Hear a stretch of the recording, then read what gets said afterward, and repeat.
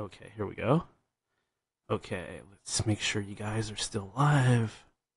You are all still out there. Once again, I'm sorry about this way. This is just a weird day. And it won't be the last weird day either, so let me fire up that intro again.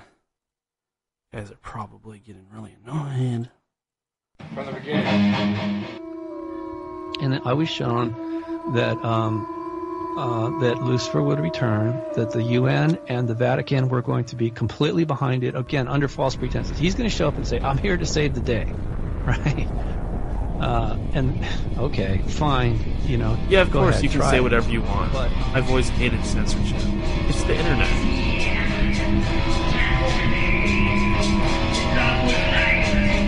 Sometimes, once they get you for your first love bite, well, it depends on how aware you are, right?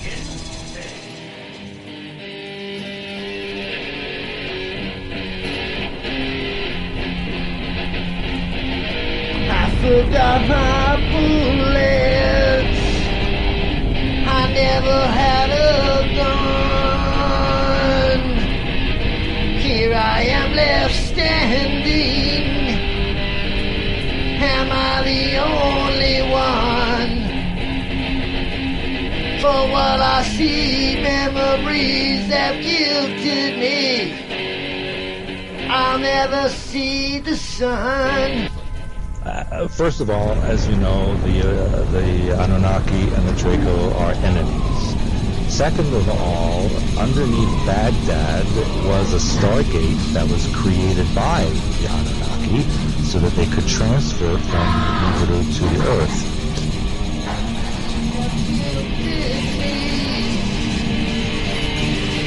I'll never see the sun. I could just end it all, but the demons will have won.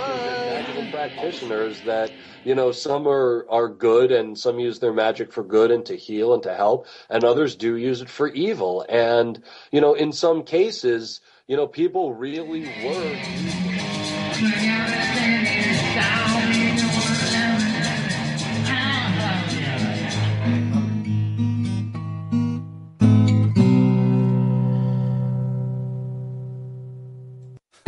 This is too much sometimes. From the broken ruins of Babylon, this is End of Days Radio. I am your host, Daniel, coming at you all the way from that shimmering Emerald City right here in the heart of the Pacific Northwest. Today's date is August 14th, 2017, and this evening's guest is Stan Deyo. Stan Deyo is a scientist with an above top secret security clearance and has worked undercover for the FBI. He was part of an exclusive black budget project headed by Dr. Edward Teller, specializing in the development of flying saucer technology. He's a computer programmer, physicist, and advanced propulsion engineer. Okay, so why don't we go ahead and give him a call. Hello? You rang. Stan? You rang, sir. Absolutely. Stan, welcome to the End of Days. Hey, yeah, good to be here. How are things over in your part of the world? It's going pretty good. Still trying to wake up humanity. It's taking a little while, but I'm still trying. And how about you? Anything new in the world of Stan Deyo? Well, yeah, I guess. I've been doing a lot of research on things. I've got a project running with my team of researchers in the United States and Canada and Australia, and we're very close to solving the Moray-free energy device.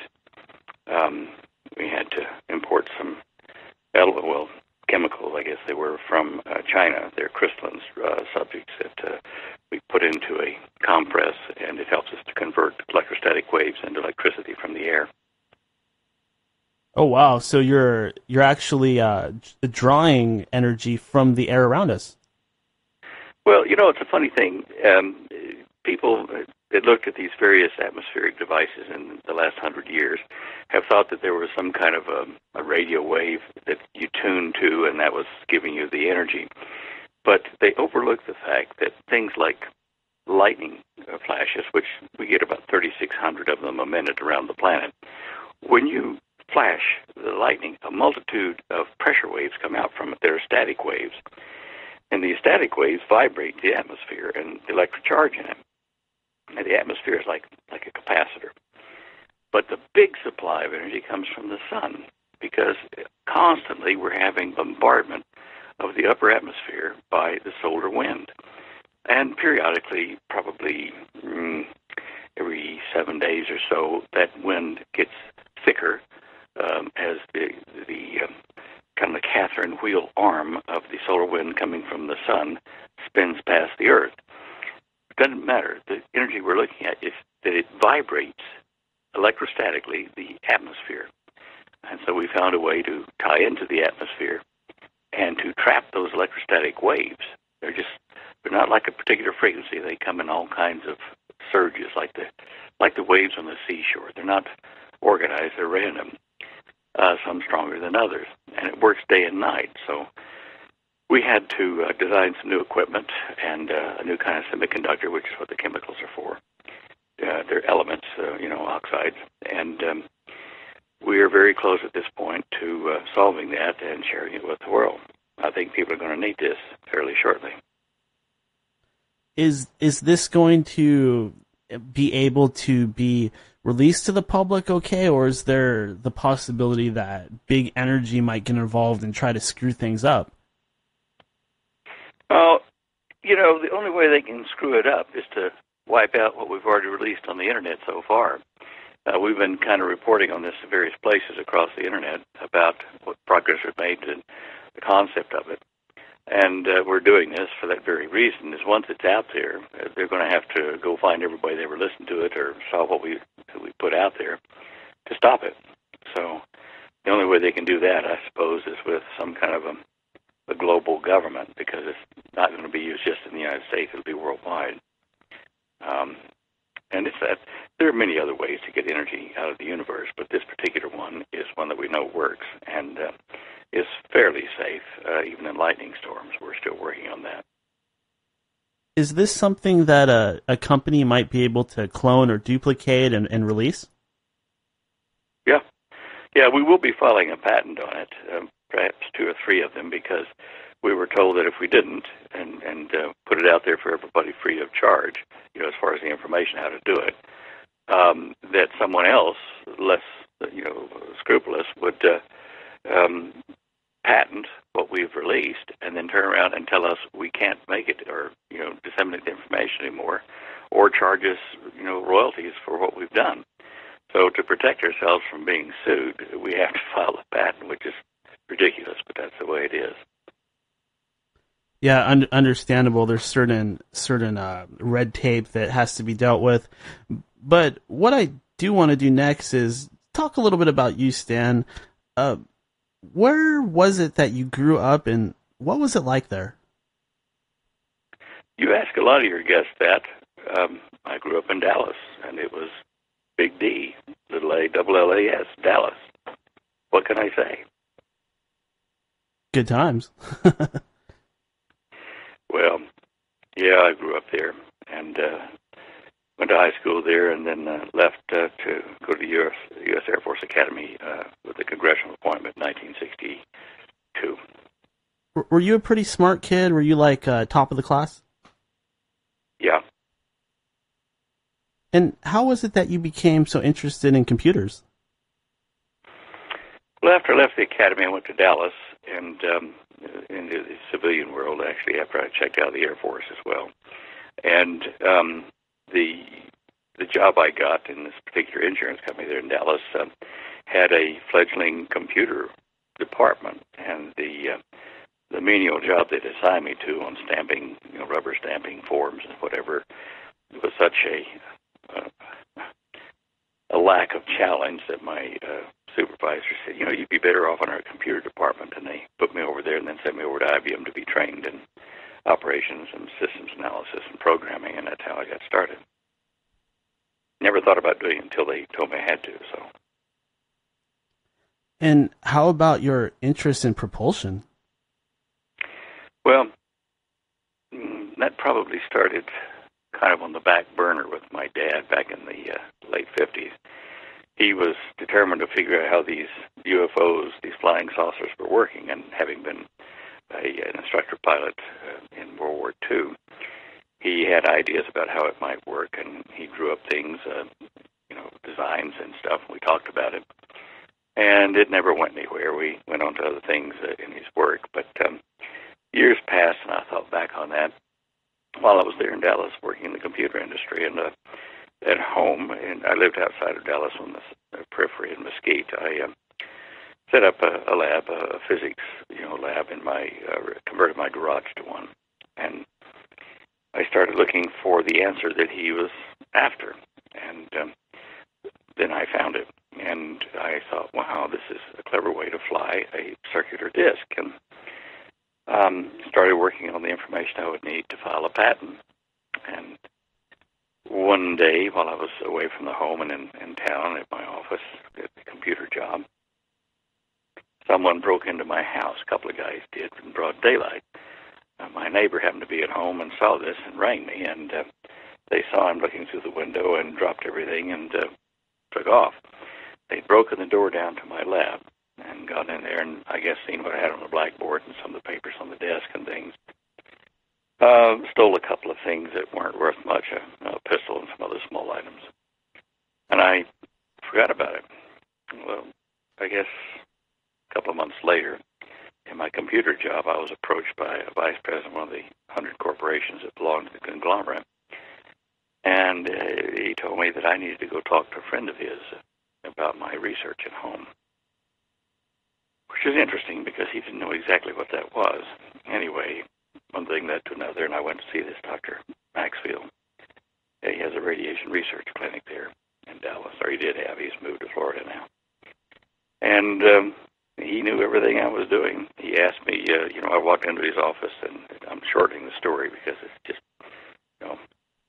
kind of boring to go over it over again like I've done on the numerous shows. But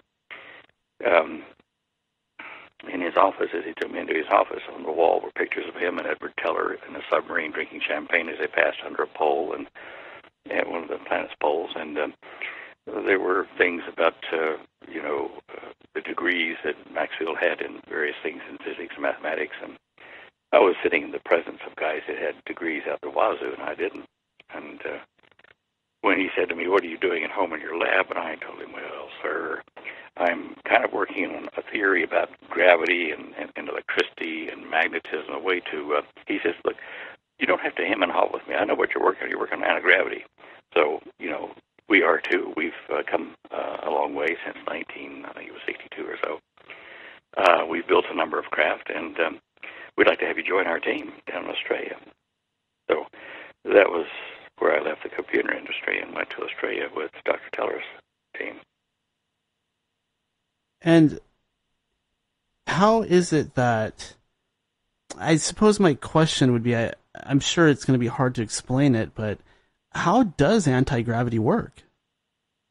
Well, first of all, you have to understand gravity. I've been working on a paper here probably for the last 7 years, trying to get it to where it's in plain English and with diagrams and illustrations so that people can understand what I'm saying. Gravity is not a magical, one-directional attraction force. It's really the sum of a wave coming toward an object and reflecting back. It's called the sum of the divergent and convergent waves. Now, to interact with that, you have to generate a local field that is pulsing back and forth, generates this divergent wave, and then gets reflected by space as a convergent wave.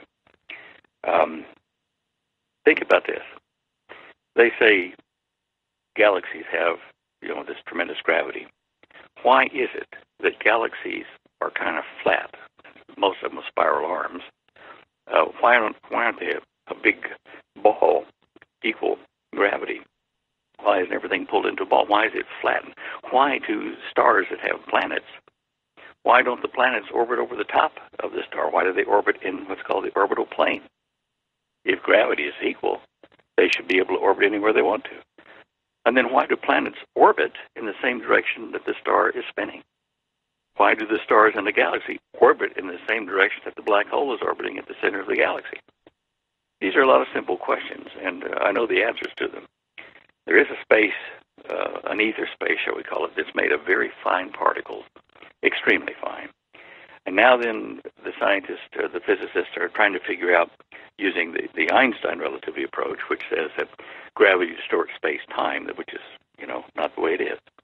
I'll explain that if you want in a minute. But they're trying to say that because of this, that there is dark energy and dark matter that you can't see with the telescopes and various other normal methods of observing space that causes everything to have gravity. And they are stumbling around because they're on the wrong path. And it was a very simple mistake that occurred with the Michelson-Morley experiment back in the early 1900s. And I explain this in my book, The Cosmic Conspiracy, in I think it's Appendix 5. I explain the error that occurred, and it's a very simple thing. They split a light beam and sent part of it, half of it, in the direction of the Earth's orbit, the spin of our planet, around the sun.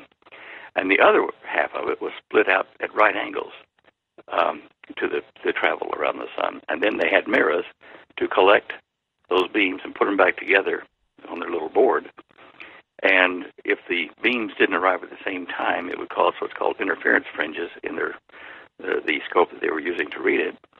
And they would know that one light beam, which had traveled further than the other one, had traveled through something, space, ether space. They were trying to see if space had resistance to things traveling through it. Now, so they did the experiment, and their experiment, summarized, said that no matter whether one beam traveled further than the other one in that split second, they both arrive back at the same time. Therefore, there is, number one, no ether space, and number two, there's a fixed velocity to the speed of light. Now, here's the error. Let's start with things that Einstein liked to use as examples. Take a hot cup of tea with cream in it or milk so that it's colored. Drop a few tea leaves into it and stir it rapidly so that you have a vortex in the middle. Now, you'll see some tea leaves floating further out and some floating in closer to the spinning vortex. And that vortex is like our sun. Now, reduce your size mentally so that you can sit on one of those tea leaves that's orbiting around that vortex, and you can put your hand over the side into the tea and feel it. Now, to your surprise, if you're not aware, you will find that the tea next to your leaf is not moving at all because you're moving with it. It is moving you. You're not moving through it. It is moving you. And this is where the error occurred, because the result of the Michelson-Morley experiment showed that, there was nothing there and the light had a fixed velocity and stuff. Well, if we were moving through the tea on our tea leaf, sure, and we would feel the difference, the pressure of the stream of tea passing by our tea leaf, but that's not the way it is. So instead of saying that we move through the tea moves us. It's the opposite point. Now, in 1925, Michelson teamed up with a guy named Gale, and they made a spinning circular board where they split the light in half, one half of it going with the spin of the board and the other half going against. Now, that would definitely show a variation in the speed of light if that experiment worked, and it did. It was so accurate that they could put it, and they did put it under a battleship, and they were able to tell where the ship was and to give directions to the pilot to go this way or that way, depending upon how they were reading the interference fringes. So they proved that the Michelson-Morley interpretation that Einstein used was wrong. Now, Einstein thought, well, that's what the test said, that there's no ether space and there's a limit velocity light. How do I fit that into my model of relativity?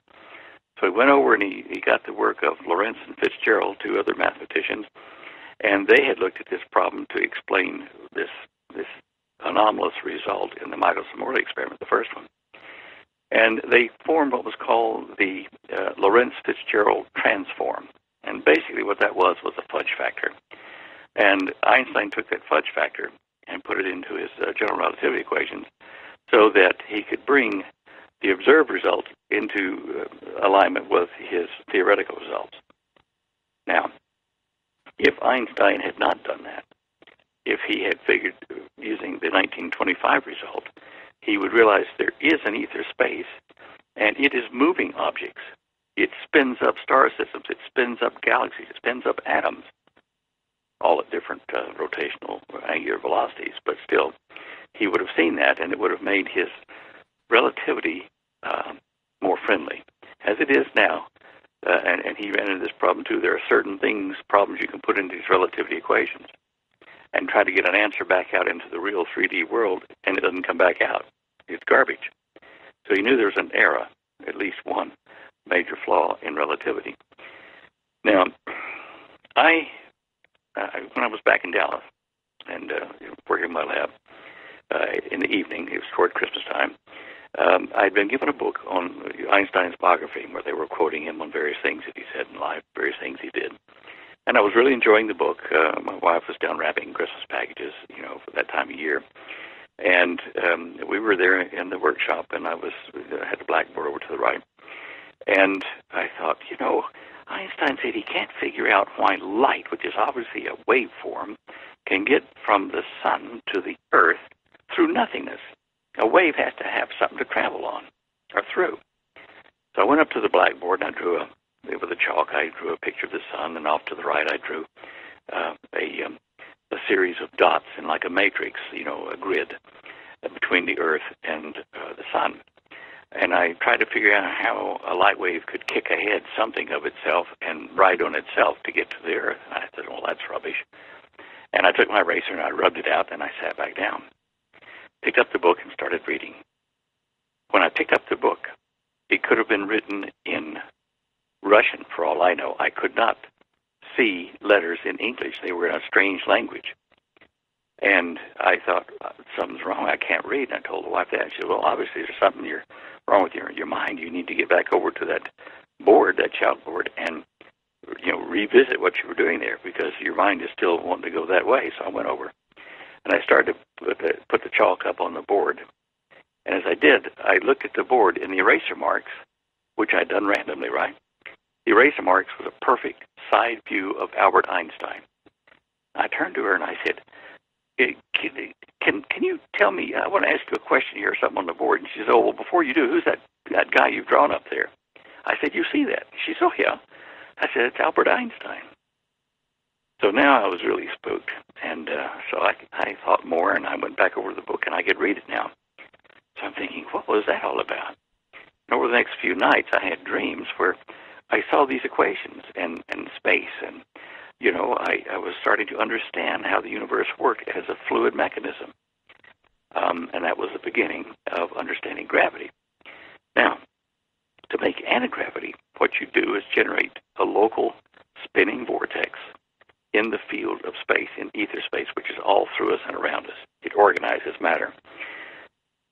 To do that, you need, in our mechanics, you need a toroidal coil that's like wrapped around a donut. And you need to have a bite out of that donut and that coil. So you got this coil wrapped around a donut core. And then on the inside of the donut in the hole, going in the direction of the donut, you wrap a cylindrical coil instead of a toroidal coil. And you hook them together.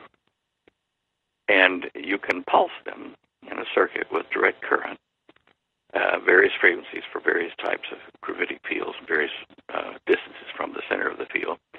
And it will generate a massive circulating direct current field in and around and through those coils.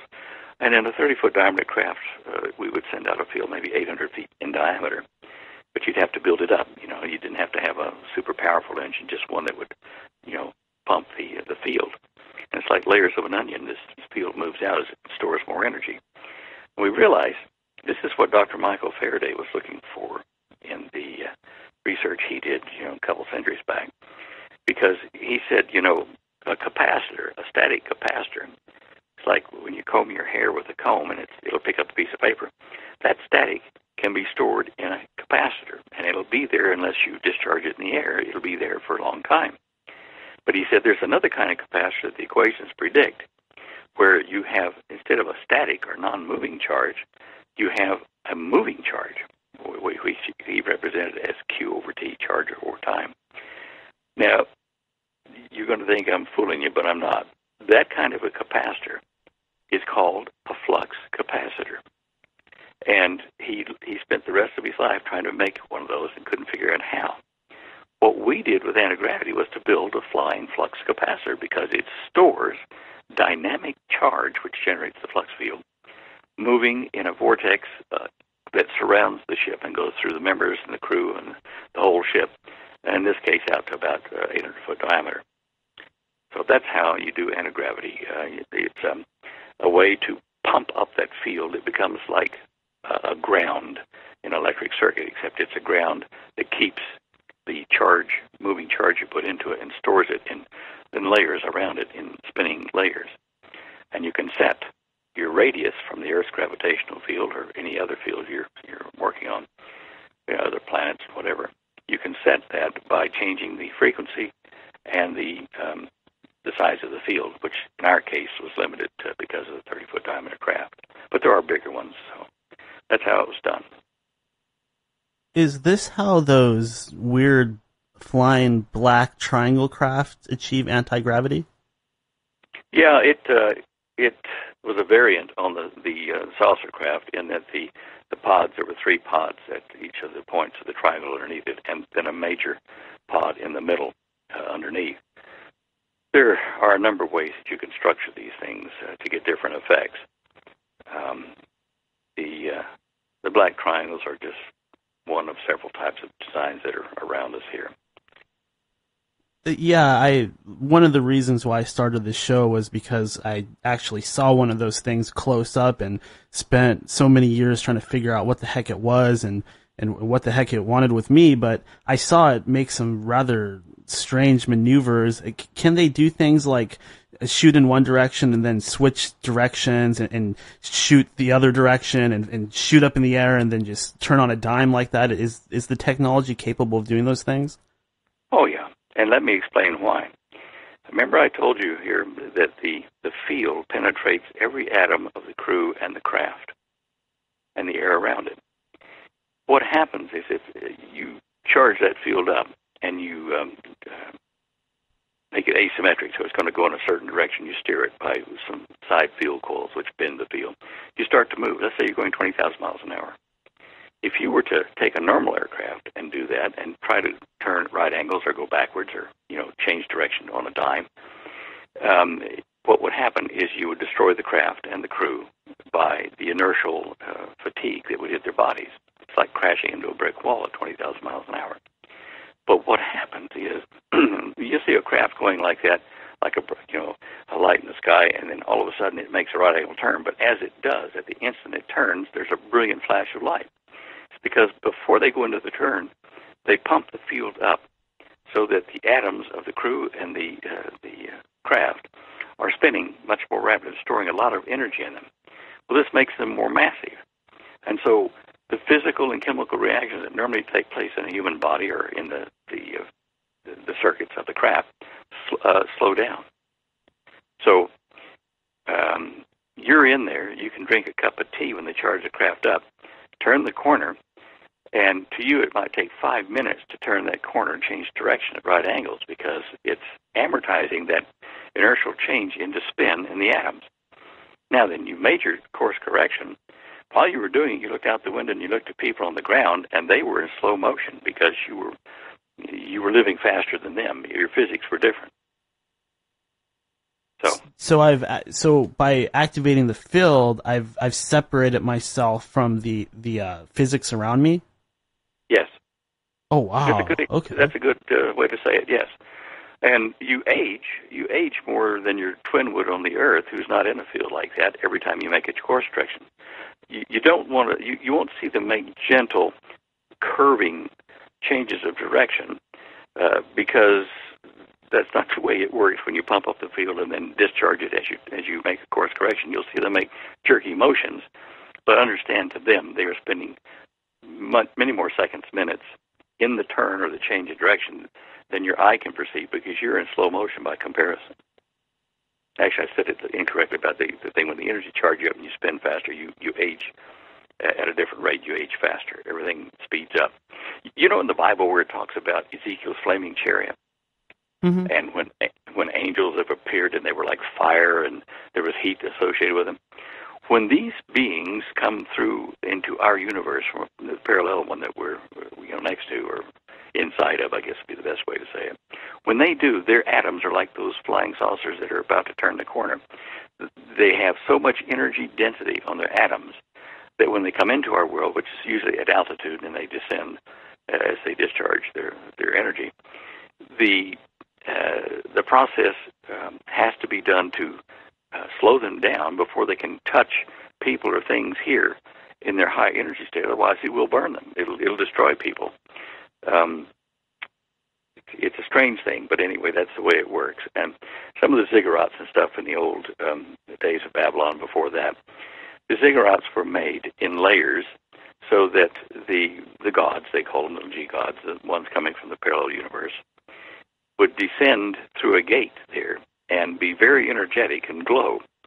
And they would have to discharge that over a period of several hours. So they would leave food on the layer, at the top layer of the ziggurat, for these travelers to eat or to partake of somehow or another. I don't know what they would do if they ate it or not, because in my opinion it would probably destroy the fruit from the heat. But anyway, they left something up there for them. And they would spend an hour or two up there, and then they'd come down to the next level and the next level. And then they could come down and people could touch them and it didn't kill them. Remember Moses, when he came down from 40 days up there with God on the burning mountain, he had to hide his face for several weeks because his skin and face all glowed bright. He was very energetic. And, he kept away from people so as not to frighten or harm them, but just being in the presence of the Creator God up there that, energized him while he was talking to him.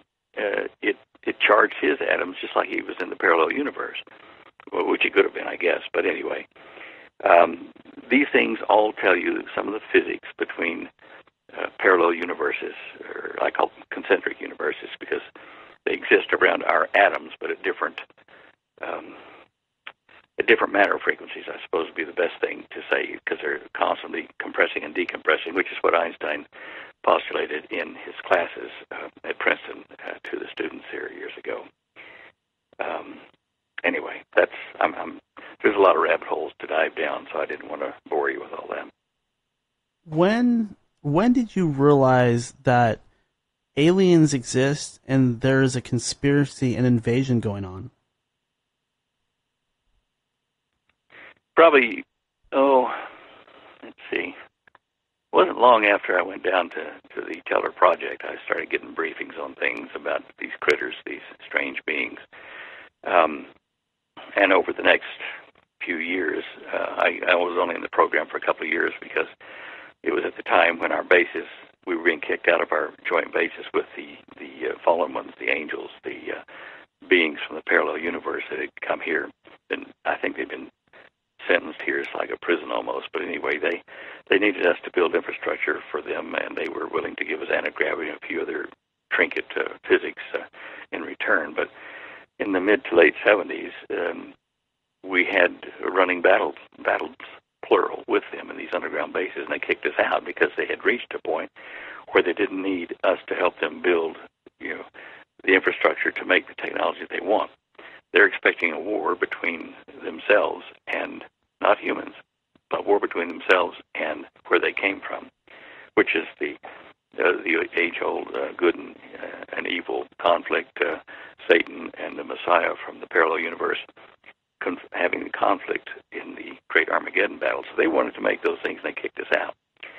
But that was, I'd say I probably got wind of that first in about 1975. And some of the security detail that was still in the program I met a couple of years later, and they filled me in on a lot of the activities of these beings. And, the little gray and the tall gray things that people report are really nothing more than soft tissue robots or cyborgs. They basically have little emotion, if any.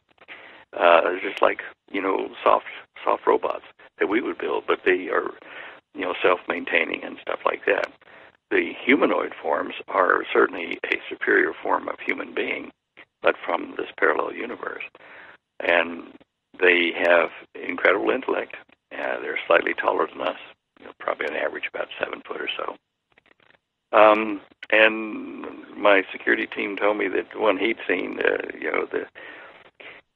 the skin on them when you're up close to them in the sunlight, it looked like an oil film that you'd see on the ground. It has that kind of rainbow shimmer to it.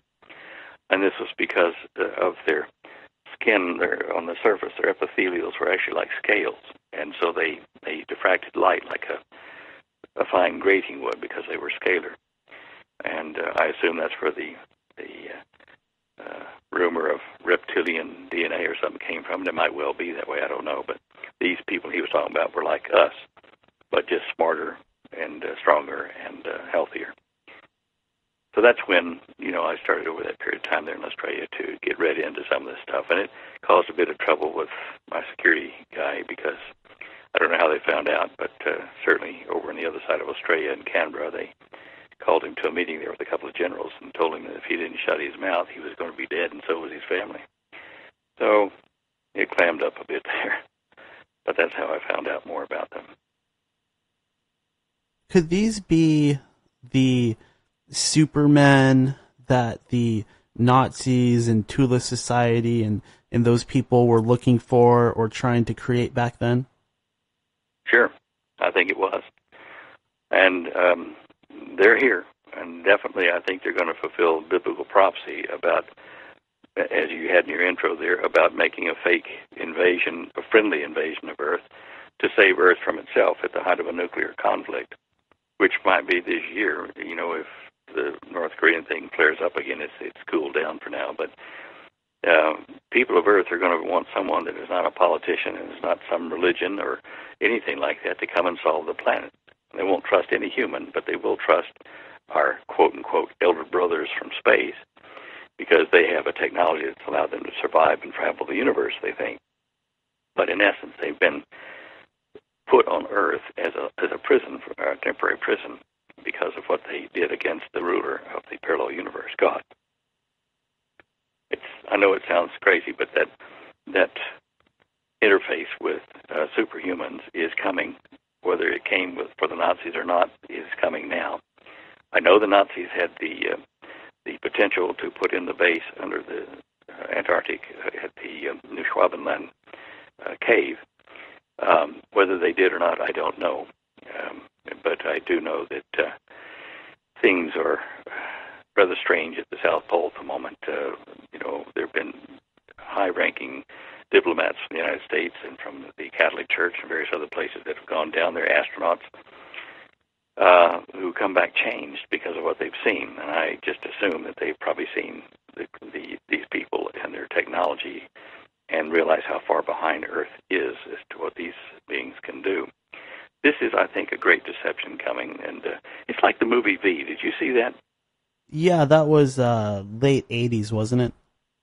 Kenneth Johnson, the first was 1977, I think it was, but Ken Johnson laid out a story there that had biblical overtones, but it was telling about these reptilians who look like humans who come to Earth and offer us, medical cures and technology and stuff in return for, salt water from the sea because they had a shortage of it in their planet. Well, that's ridiculous. But anyway, they tell a lie to the humans, but then they become like Nazis and start organizing the planet under their control as a dictatorship.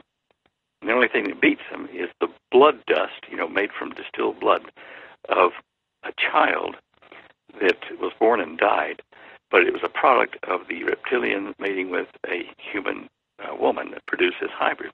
But the blood distillate, they could reproduce it, and releasing it in the air ran the aliens off because if they came into contact with it, it destroyed them. And this is a parallel idea to what the Bible is talking about, the blood of Jesus is used to combat the evil and to save souls. And, I know that your program probably doesn't zero in on Christianity or Judaism, but this is what I see and what I believe.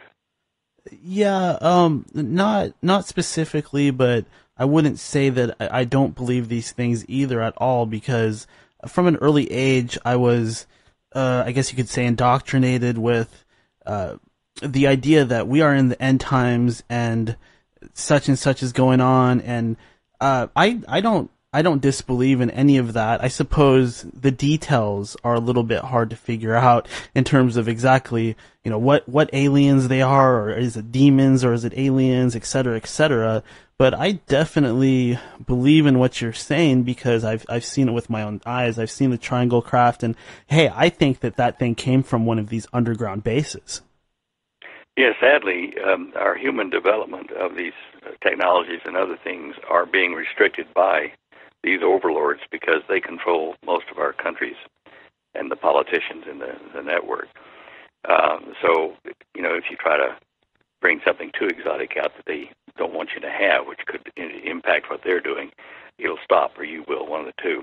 It's a time, Daniel, you say you were indoctrinated with this stuff about the end of this age. And I'm sorry to hear you say indoctrinated, because that implies that you thought they were, shoving it down your throat or telling you something you didn't really want to do that was not normal. But we are in the time of the end of this age, not the end of the world or anything like that, but in this year, in the next few months, you're going to see, I'm pretty sure, some very astounding things happen, which have been predicted by Daniel the prophet, your namesake Daniel, and Jesus, who referred back to him, as Daniel the prophet said, beware of this great deception that will come upon the earth. And right now, people are primed, whether they believe in UFOs or not, when these things make themselves obvious on TV, or landing on the earth, or parking big mile-wide diameter ships over Arizona or wherever they want to go. People are going to have a hard time, saying they don't exist. And when they find out that, they're friendly, they're not going to kill us, they're going to help, people will say, okay, well, how do we organize, the planet, and how do we solve, asteroid impact's going to hit us, and, how do we get around the polluting we're doing, and how do we grow better? And there's going to be answers like that given to them. And in the name of our creators, and they're going to fool people with this great deception. So this is why several of us, many of us, who've been out in the media over the last 20, 25 years, 30 years, I guess, have been trying to explain that they are real. Here's what they're about. Don't be fooled. And when we saw that movie V by Kenneth Johnson, I thought, wow, this is an incredible teaching tool to show them what can happen and to beware. I've never been able to get a hold of Ken Johnson. I was going to thank him many times for producing that work, but I did use his V movie. There was, I think, 2 or 3 of them in the series, as a tool to show audiences and say, now look, here is how this parallels what the Bible is talking about in this time, and how easy it is for you to be fooled when you're in strife and you're looking for somebody to solve your problems because you can't and your leaders can't. So Daniel, if anything tonight, I would encourage you to look at these things again and believe that your help is coming. Not these imposters, but the real one. There is going to be a segment of the population, the believing population, that will be taken from the earth just instantaneously. And I think that day is within months. Yeah, part of the reason why I might seem like I have a little bit of a negative attitude towards what was going on, and I'm sorry, Stan, I can only get so deep into this stuff because I have to protect myself just like you have to, but there was certain information coming out, and there was something else going on that was extremely negative. It was a haunting, demonic sort of situation, and it was really throwing a lot of it was muddying the waters, so it was making it hard to figure out what was from the good, what was from the bad, if that kind of makes sense. Yeah. Have you ever thought that you might have come in contact with a demon or something like that? Oh yeah, that was the major problem. Well, Daniel, there are people in not some of these great huge churches, but in some of the smaller home study group churches, there are people who can lay hands on you and remove any influence from these things and the fear and stuff that they put into you, so that you can relax and understand what is happening now. Look, Daniel, it is an urgent thing for you and many other people that haven't yet signed on totally with what's happening now. To do so, to put your allegiance solely with the Messiah, with Jesus, and wait for his return, because he's coming for those who realize he's real, and he's coming back for them. He's promised it in many ways, and the book of Daniel is the best prophet in the Bible. Jesus even said, Daniel the prophet, when the Pharisees and everybody else said, "No, Daniel didn't get trained in the prophecy school or in rabbi school or whatever, so he can't really be trusted." But he said, "Yeah, what he's telling you is correct, because I was there before I was born here, and I was telling him what is going to happen now and in the future." So this is the time, and Daniel, I can feel it in your voice. Don't be frightened, because the good Lord will help you if you just ask him sometime when you're by yourself and can do so. And for anyone listening who's in that boat, you will know no fear, and you'll feel the warmth when he does come for you. It will feel you like warm honey. I've been there and felt that when it happened. But anyway, I'm digressing. I don't want to put you in a bad position. No, I kind of, this show is, I try to be different than the other shows where we're just asking questions and stuff like that, and it's not always easy to do, but I absolutely like a discussion, and I like to get deep into these things, and I really agree with what you're saying. And another interesting aspect to that I've found is that if you are having some sort of strange negative experience, if you use the words "the blood of Christ," for whatever reason, it seems to work. Well, I believe that. Look, we've got such an outpouring of dark forces on this planet at the moment that it's a wonder that anybody's still sane. I mean, if you look at the news and the chaos on the planet, people are wondering whether they're going to be alive next year at this time all over the world. They're frightened, and things are going to get worse very, very rapidly. You don't have to be a Bible scholar to see that. We've got bristling nuclear arms. We've got huge famines. We've got population migrations that are flooding into countries and taxing their resources, and it's just creating conflict all over the planet. We are in for some hard times. Fortunately, the Bible does tell us that this is a period of tribulation that will only be 7 years at most. And those who are believers and followers of Jesus and are looking up for his return for them will be spared that. And those who have to go through it, who are believers that kind of, quasi-believers, they kind of, oh yeah, I believe the Bible and that kind of stuff, they will go through this tribulation period, and many will be killed for their faith if they stick to it. Some will survive, but not a lot. And then they will be risen, and judged in the aftermath of the tribulation period. But this is what we're coming to. The geophysics, the astronomical events happening, there are just so many things that all come to a focus this year. I think around September 23rd this year, we're going to see something very interesting. Yeah, I'm definitely looking forward to it. It does seem that it is undeniable that technology is increasing so fast, and these conflicts, and even as we speak, there's this huge racial conflict going on. And in my opinion, there's a good chance that some of this stuff is some sort of conspiracy, meaning different groups are being played against each other to just create chaos. Yeah. Look, you know what the opposite of order in the universe is chaos. And, you don't make order out of nothing. Things have to be organized, and Satan's whole thing is going against organization or order. What you're talking about is chaos in our human cultures, and chaos in the weather, and chaos in the astronomical events, but it all comes to an ordered state after the 7-year period, which I'm reasonably certain will start this year. Do you have any idea what the mark of the beast would refer to? Sure. I'm pretty sure it will be a electronic ID of some sort, either in the skin or on top of it. I've seen some of the microcircuits in gold that they make now that can be layered on the skin. And these circuits are passive until you run into a machine like an ATM, a special one, where you can wave your hand and it reads your biodata and reads your ID and all that kind of stuff. But this is being set up, and to be effective at the time we have a global economic collapse of the world economy, and we're on the verge of that now. Our share market is so inflated that it's going to collapse. That bubble will bring the whole world economic system down. They're already talking about if you've got cash at home under the mattress, good luck, because it's going to be worthless. If you got cash in the bank, good luck. We're going to have to change that over to a digital system that you'll use with your personal ID in your body, biometric ID, because we can stop crime and all the criminals, because we'll be able to track their money and stuff. It'll be digital.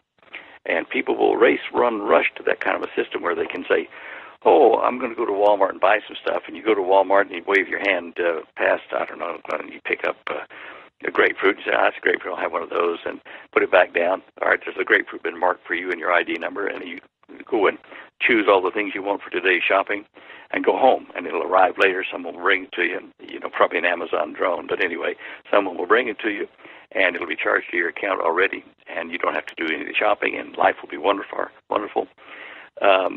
Nobody can steal your money because it is in the system, and you're part of the system. So the difference between credit cards and that kind of stuff and the mark of the beast is that the New World Order, which will be under the direction of the fallen ones, of Satan, the New World Order will demand that to get that ID number that you swear allegiance to the leader. And this leader will be the Antichrist. And that's the mark of the beast. I believe it, and probably the main reason I do is because I can see how this PC, home PC turned into the iMac, and the iMac turned into the iPhone eventually. And now the iPhones themselves, they're turning into the watches, and even the glasses, the little glasses you put on, and some things like that. And they even have the capability, you can take the watch and you can run it by the reader, and you can make a transaction just by swiping your wrist against the little reader. And that sounds very similar to the things Sure. about the mark on the wrist or the forehead. That's, it's in the right place at least. Well, until you are put into a global economic digital system, until you have to do that to survive, to own property or earn money or whatever, until that moment, it's okay. These things are technology that are being developed to help the human condition. Sadly, though, who controls this is the wild card. And we know that there will be this conflict, this deception in the last days. And people who own a lot of stuff or make a lot of money are not going to want to give it up just to follow some biblical directive about, don't take the mark of the beast that you can't buy or sell. They say, that's rubbish. I got to keep my house and all my gold and shares and whatever. It'll be very easy for them to take the mark and to swear allegiance. And that's the great trick, the great deception. I don't want people to go through that, and Jesus, the good Lord, doesn't either. That's why he put all this stuff into Daniel and in the book of the Revelation of John, to help people to avoid this and to avoid the judgment that's going to fall on the earth because of Satan. And he's going to be judged as well, but he's going to treat us like fodder underfoot for those of us that are still here on the planet. In Daniel 11, I analyzed 8 verses in that. And I went to great lengths and translated the words to show what Daniel actually said instead of just the King James translation. I put that in the back of the Cosmic Conspiracy book. I think it was in the 2010 edition about the Great Deception, and I explained those things word by word. And it does show that Satan is coming to appoint a world leader, and that he is Satan and his minions that come with him are going to treat the humans like cattle and fodder, food. It does say food, and it was just like in the movie V, where they ate the humans. We are going to be like broken clay pieces underfoot. They're just going to trample us. And it says this in Daniel in the ancient Hebrew. So we've been given a good news thing, really, to say, look, you can avoid this and get out of it. Just wait for me. Look up for my coming. And, I will be there. I will take you and deliver you from this time of tribulation. So that's the good news, and that's why those of us who understand that and have been able to translate that and share with each other are not, panic-stricken about the situation. We look at it and say, yeah, we're getting close to the moment. And understand this also. This rapture business where the church is caught up, the believing, looking up church, is also accounted for in the great theosophical societies of the world that are not Christian. They are theosophical. And I've debated with one of the members from Fenhorn in a group, and he said, yeah, we know that there's going to be a liftoff of a bunch of people here at the end of this age, but it will be those whose vibrations aren't in sync with what the world has to become, to progress. So they will be caught up and taken to some other planet to learn their lesson again, and then eventually rejoin the human race. So they're allowing for this rapture, and they're going to explain it away for the people that are still here after the church is taken. And by the way, I hope I'm in that, but it says pray constantly, daily, that you're found worthy to be part of that group that's taken off to safety. So no one can say, oh, I'm going to go, I'm there. You just pray and hope you are found worthy somehow to be in that group, because you don't want to be what's in the tribulation. That's really interesting what you said a moment ago about the book of Daniel and the stuff about eating people, because a major part of this reptilian alien, the literature and the stuff out there, is that they eat human beings, and a lot of people actually go missing every year, and a lot of it happens in major national forests and things like that might be close to some of these bases. I've wondered about that too. I mean, I certainly have. I agree with what you're saying. I look, when I found this information, it took me like a month or two to do the whole translation of just these 8 verses. But one of the things related back to the book of Enoch, where the giants on the earth turned on humans, and this was before the flood, and started eating humans, and they were human hybrids with the fallen ones who had that reptilian DNA. And I think the Garden of Eden story about the snake or the reptile that had to crawl on his belly after that was talking about a reptilian who tempted Eve. And so, these old books do say the same thing. They like to eat humans. And I think we will see hybrids of humans and animals like the Egyptians show, Set and all these things with a bird head, and in India the snake bodies and on a human torso. These things are hybrids and chimeras that I think probably were created before the flood in what was in this part of the world, in the Middle East, in Atlantis, which was Saudi Arabia, or all the Arabian Peninsula. Did you ever see that video I've got up on my video channel about Atlantis? No, I'm going to have to check that out, though. Oh, yeah, look, Stan Deyo channel, go like that onto YouTube. I forget the exact link, or go to our homepage at standeyo.com and click on the YouTube channel, the symbol we've got for my site.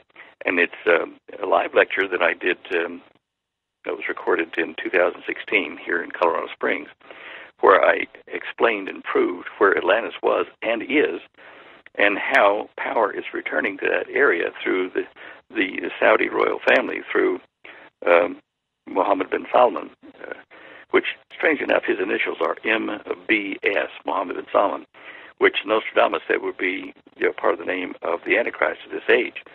And he said, Nostradamus said his name will be Mabus, M-A-B-U-S. Okay, you got 3 consonants, M-B-S. And this young fellow, this Prince bin Salman, has formed a 34-nation alliance of Arab nations, and he's called it the Arabic Union. So you've got AU to fit in with MBS, and it forms Mabus. So, and in the Bible, in Revelation 13, it talks about, here's a secret, here's wisdom. The name of the beast is the name of the number of a man, 666. Okay, well, you think, all right, I'm looking for 666. Go back in the Bible to decode that, and it's Solomon's gold that he earned every year, or that he collected every year, 666 talents of gold. Solomon was the wisest man in history. Okay, it's telling you that the name of the Antichrist, even in the Bible, will be a derivative of Solomon. And in the Middle East, the family of this ruling Saudi Arabia is Salman, Salman, in Turkey. We have a dictator there now, Erdogan, who reveres the great Caliph Solomon. So all through the Middle East, they revere a Solomon, but it's really a Suleiman who came a couple hundred years before the biblical King Solomon, because his name was Shlomo, not Solomon. The change in the name occurred when the cultures mixed over there, and the Arabic legends of the first King Suleiman generated the Assyrian Empire. Anyway, I digress. I told you I'd be falling down rabbit holes here. I'm sorry.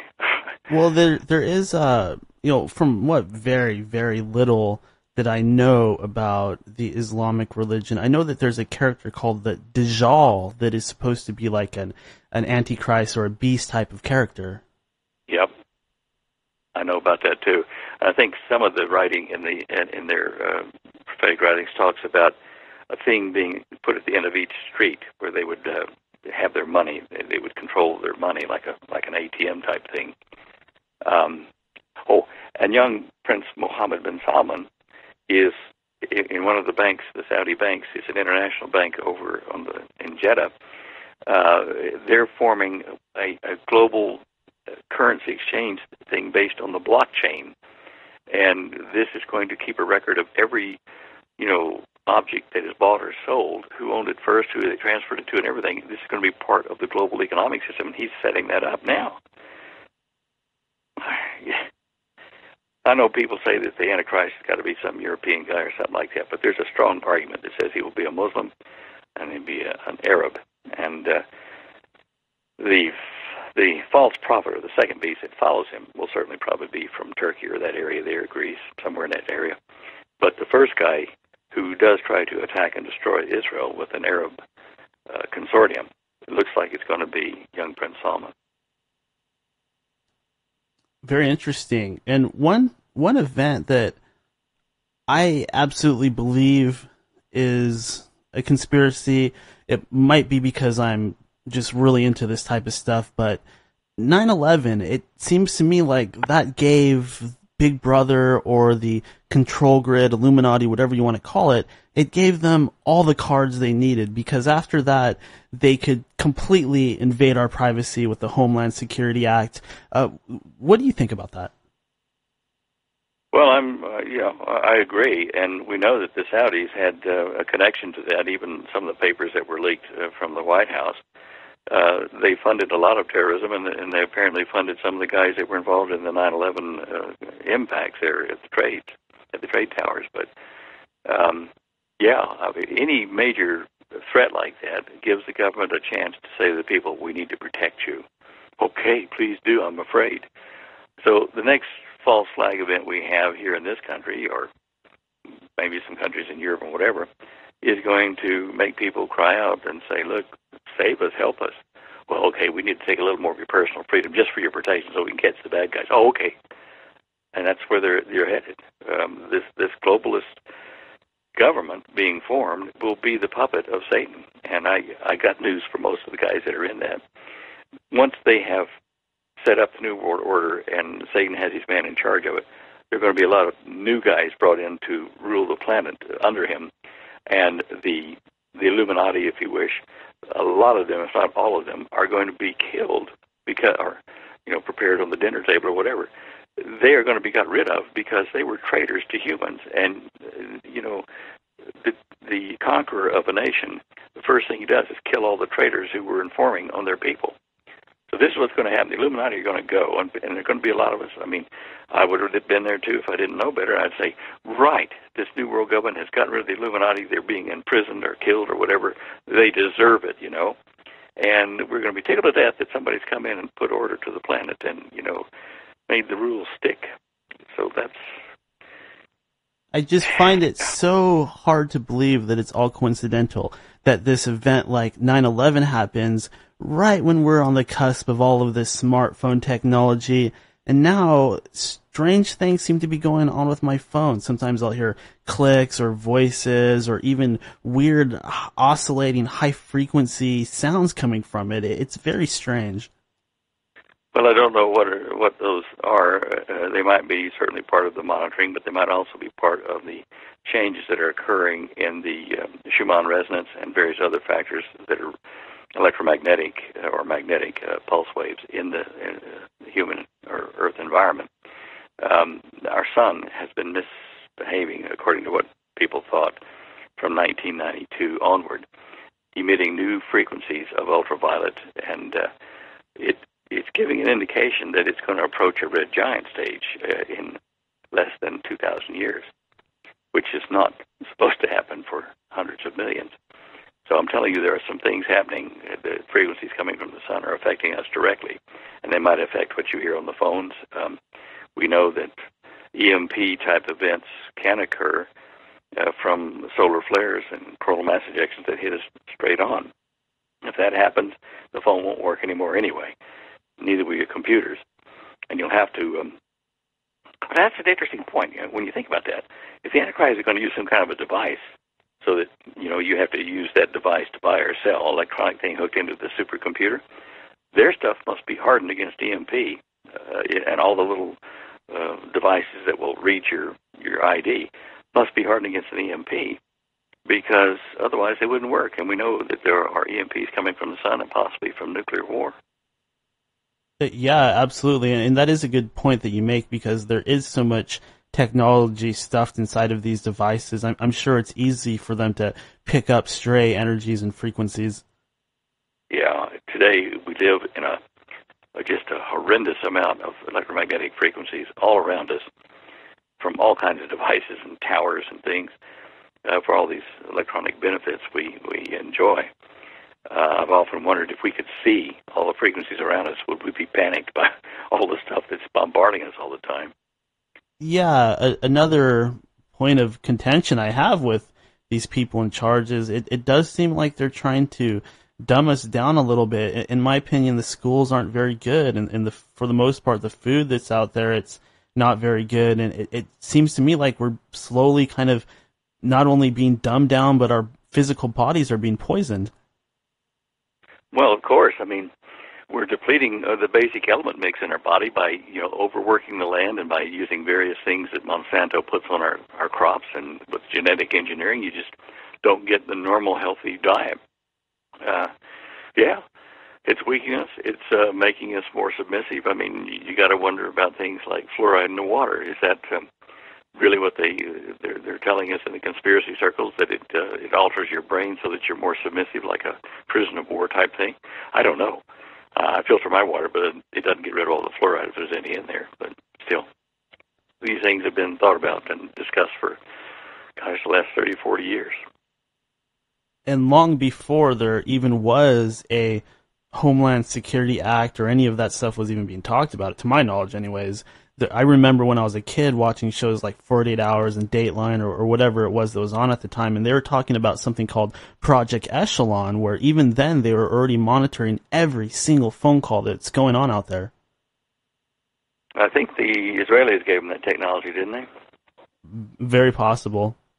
I seem to think they were connected with Echelon. Doesn't matter anyway. We're a global community now, then things go this way and that way.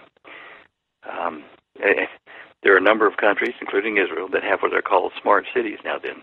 And the cities are those kind of ID cities where you live in that community and all your utilities and your income and everything else is all digital. And, you have the ID chip to use it, for commerce and things like that. I was sad to see that happen. I even talked to one of the guys that helped Israel design their first smart city. I'm not in favor, I am in favor, of a world government under a righteous, perfect being, but there aren't any on the earth. We're all, subject to sickness and to mental disabilities and whatever else. So when we turn a global system over to an individual, we bring the individual's, baggage and his physical health with it. it's hard to fight, the concept and say to people a world order, a global currency, and that kind of stuff is bad. It's not that that's bad. It's who's going to be running it that's bad. We need a good guy running it. That's why the Messiah will be the one that eventually runs a perfect planet. And Stan, one thing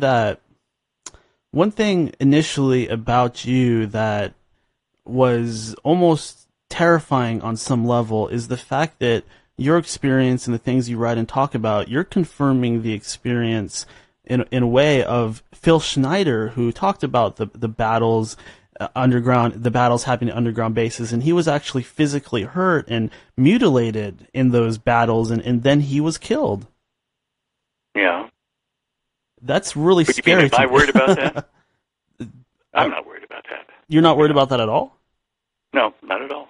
I don't worry about my phones being bugged or emails being checked or anything else. I know that what I'm doing is right in my worldview. And having, nearly died in 1969 from a bacterial infection, I left my body for a time, and I went out and sampled the out-of-body experience and learned a lot there. And one of the main things was what a great peaceful feeling your existence outside the body is. So I don't particularly want to have gruesome forms of leaving this world, but I know that it's a transition from this into a much better place. And being that you're somebody that knows about what's going on in the world, and also somebody that is very knowledgeable about computer technology, what do you think of the idea of artificial intelligence? Are we going to ever reach it before all of this stuff goes down, or could it even play some sort of role in the events that are going to play out? We've got AI now. There are enough big supercomputers that aren't even on the public screen at the moment. They're bigger, more remote than the ones over in Utah at the center there. I'm familiar with what artificial intelligence entails, and the problem is you create a digital being without a soul, without emotion, unless you give it artificial emotion. I guess you can do that, but this thing is built upon many, many sub-modules, sub-programs made by other people and people of differing worldviews. And so there's going to be little bitty decisions made by the AI in certain circumstances, which will be in conflict with its programming from one module to the other. And, it is such a complex construct that it will lead to the AI failing or doing something that it shouldn't, and nobody's happy about. Did you ever see the movie Colossus, the Forbin Project? No. See if you can find it in your video store or online or whatever. Colossus, the Forbin Project, where they build an AI computer. And this was made back 20, 30 years ago. And is it spooky? You see, humans, our brains work on a continuous recycling, like a circulating loop of currents and frequencies, constantly circulating through our neurons in the brain. When a person dies, it breaks the circuit and their body is left behind. But when a person dies, we've seen and talked to people who have seen this, rather, when people die, quite frequently there will be a ball of light pop out of their chest as they breathe their last, and that will be that heuristic continuous circuit that's been in their brain all this time, leaving the body to go, transdimensional or transuniverse something. But I've talked to family, friends, doctors, and stuff like that. One in Bangkok, and this doctor actually paid the family of an old beggar to let them put him in a glass cage. He was laying on a bed in there. He was going to die, and they paid the family to let them watch him die in this glass cage so they could weigh it and weigh the soul that left the body. And Dr. Jonathan, he said he and his partner, doctor, put the man in there, and they waited for him to breathe his last. And when he did die, within seconds, a ball of light popped out of his chest and bounced around inside this glass cage, and then the glass cage exploded, and the ball was gone, and the man was dead. And we've heard reports. In fact, I talked to one lady over in the Philippines who watched her sister die, a cancer patient. And as she died, the ball of light came out of her mouth, and she was dead. So that continuous heuristic loop is what separates us from the AI. Our soul, our emotions are all encapsulated in that incredibly complex circulating. It's like a flux capacitor with multi-frequencies in it. It's just amazing. I marvel when I think about it. And these beings, these humanoid aliens that seem to be at least rather high up the hierarchy in these dark forces, is there any possibility that these could be the Anunnaki? It seems like there's some kind of connection here. Well, I suppose it could be. I'm not sure that I think the translation was correct about the Anunnaki. However, it could be. There are other scholars who have different opinions about the translation of those documents. I think there's only about 12 people in the world right now that are qualified to read and translate the documents. So they are having disagreements about whether the Anunnaki is what it meant or not. I somehow don't think that the beings that came here were just on a planet coming by and dropped off when it was close to enslave mankind to mine gold or something. I think it's a little bit bigger than that. It's in a parallel universe. So. Yeah, anyway, that does make I'm just sense. Guessing. I Sure. don't know. I don't know how to translate that. So. Yeah, that does make sense to me because, as much of a fan of that stuff as I am, it has always seemed a little simplistic that the aliens are just here for gold. I mean, look what's going on. It's obviously much more complex. There's some huge spiritual story going on. It's more complex than we need gold to fix our atmosphere. Gosh. Sitchin made books on it and made money, I guess. But no, I don't believe his thing, how he translated it. When I talked to some people in Africa and Tanzania, I got the name of a tribe up north of the Ngoro crater, which is where the Garden of Eden is, and their legends from several thousand years ago say that God came down from the sky into the Ngoro crater, created man and woman, put them outside the crater, and then God left from the crater, went up into the heavens, and was gone. Basically, that's kind of what the Bible says. In the days of Noah, the days of Noah and of Adam, God walked in the cool of the day with Adam and Eve in the garden and talked, and they touched each other and sampled fruit and that kind of stuff. So it was a God that was at our level and could touch us. The difference in the energy was such that it didn't hurt Adam. And Noah walked with God and learned how to build the ark he needed to over the 100 and some odd years that it took him to build it. And then you get to after the flood, to the time of Moses. Now Moses is he's up on the Mount Sinai, and he sees the burning bush, and he wants to talk to God. Well, God tells him, approach, but slip off your sandals and slide your feet. Don't lift your feet, slide them in the dirt to come see me, because, of course, the charge density changed within a footstep. And after a bit of talking with God, Moses says, well, look, I'm just talking to this voice. Can I see you? And God says at this time, he says, Moses, it'd be nice, but if I were to appear before you in my body now, the energy and the light coming from it would destroy you. It's so intense. But I will project my image up on this cloud after you hide here in this cleft in the mountaintop here between these ledges, so that you're not hurt by what I project up onto the cloud. And he projected his image up. But the lesson of that is, in the time of Adam and of Noah, God's energy density was not so disparate with our own that he could not walk and talk and touch us.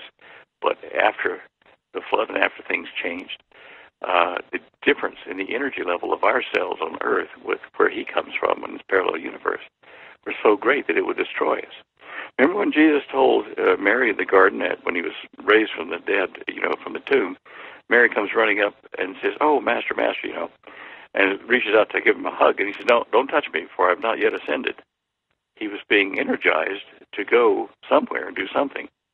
And, you would take energy from him, or it might hurt her. I'm not sure which way it was. But even before he was crucified, he had a woman touch his robe, and it healed her of this, menstrual problem she had. And he turned around and looked at her, and he said, "I felt the energy flow from me. What have you done?" And he said, "Well, he blessed her, and she was healed." But this energy is a big deal, and there's just so much to learn. I wish I could know a lot more, but anyway. As I said, I've gone down several rabbit holes for you. I'm sorry. No worries. I find myself doing the same thing, and it never really seems to end. But my next question is, how about, since we're talking a little bit about Anunnaki and things like that, I know in Revelations they talk about signs, like specifically what I'm wondering about are signs in the sky. Could there be a passing of a planetoid like Nibiru or Wormwood or something like that happening? Well, part of the signs in the sky, God put them there for a message board for us that couldn't be altered by humans or by Satan himself. It's in the constellations, it's in the sun and the moon and their orbital periods and stuff. Eclipses, total solar eclipses fit into this, at a specific time in relation to Israel. What we have coming now is the alignment of 3 planets with the 9 stars of Leo, the constellation, which is just above the head of the Virgo constellation, which represents Israel. And it is a distinct sign that only occurred. There was one that occurred around 2 BC in the middle of the year, and another one about 3800 BC. I forget now the exact date. But other than that, this particular arrangement of stars, planets, and the moon next to Virgo and Leo has not occurred. There's just 3 times. The third time is coming in September the 23rd of this year, Israel time.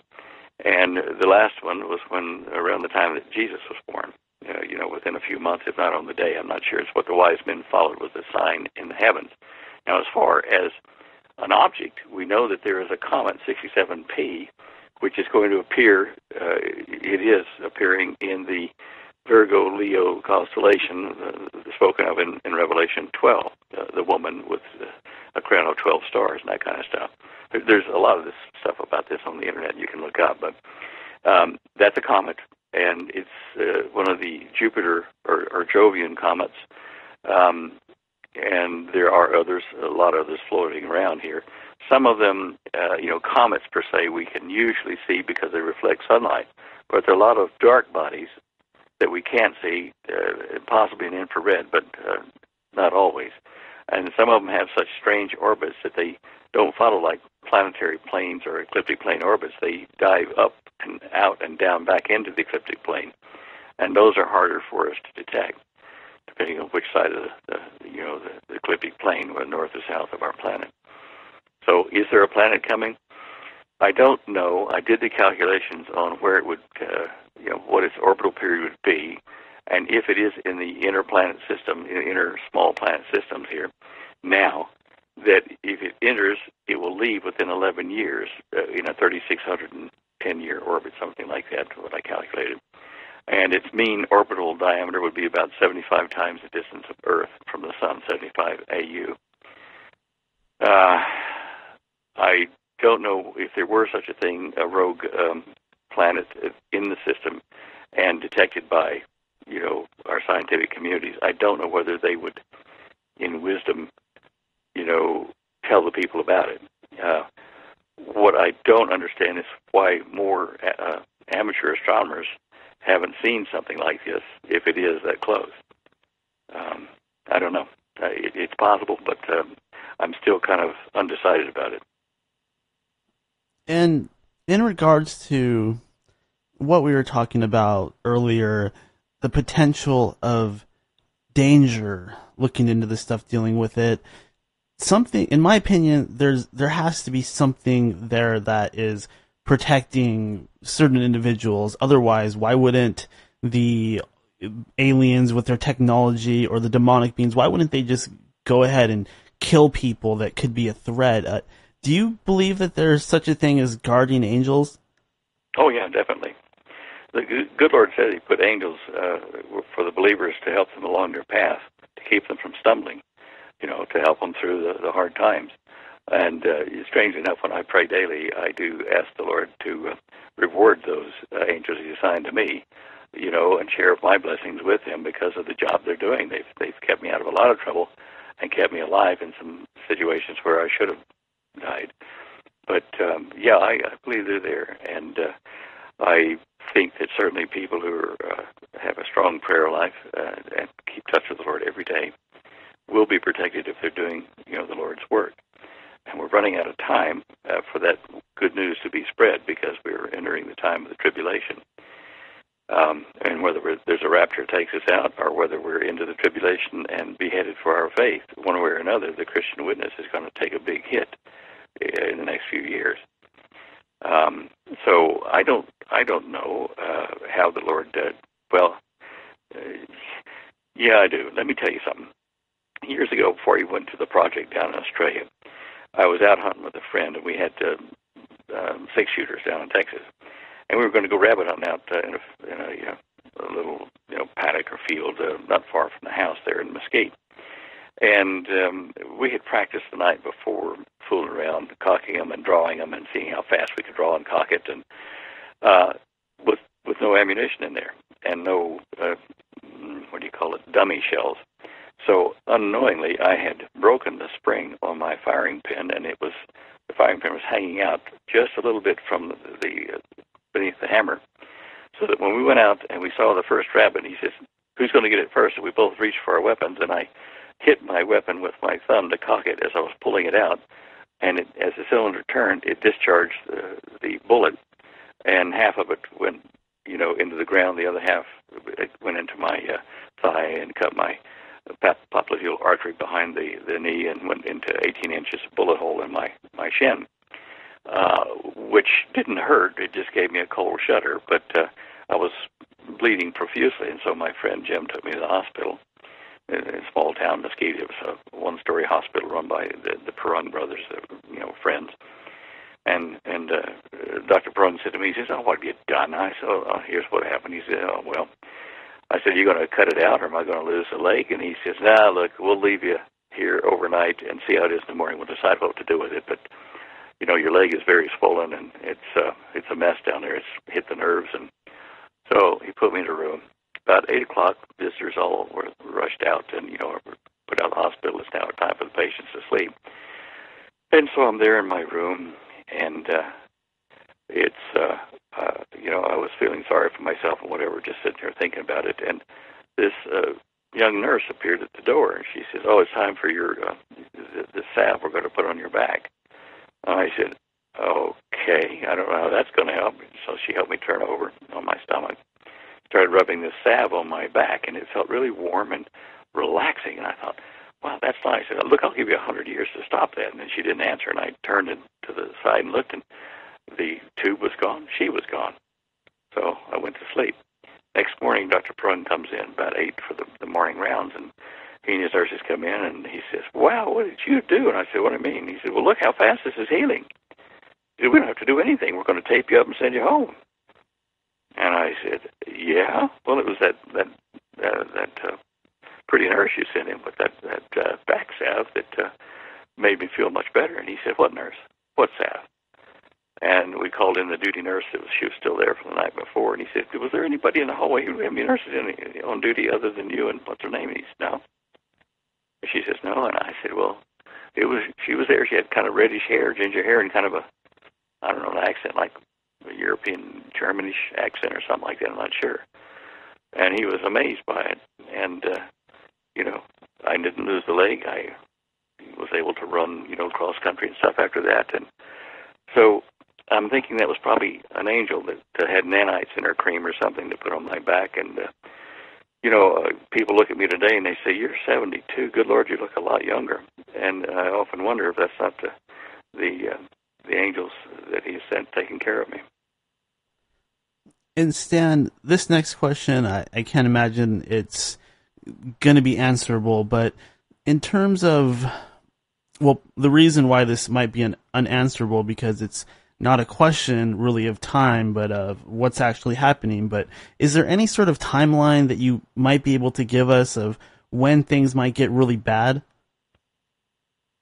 Well, in my opinion, I'm basing this on a number of things in prophecy and current events that we already know about. I'm thinking that between now and the end of the year, early first quarter next year, sometime in that period of time, we're going to see things in the world change drastically. They have to in the Middle East. They have to in this country. They have to in Europe. The Muslim invasion of the world at the moment is forcing this. And so I'm telling people in most of the shows I'm doing now, it's time for you to get prepared physically with what you need to get through various conditions that are coming, and earthquakes and volcanoes and war and disease and economic collapse. Get your home organized for that so you can endure it. And then your spiritual preparation, which is when you die, which may be sooner than you think, due to a variety of things that are on the agenda for the world. There was a Christian fellow that was an Air Force officer here at Space Command in Colorado Springs that Holly and I visited once. And he was telling us about, how many objects they track and, how dire the situation is because they can't track everything that they know is probably out there that could hit us.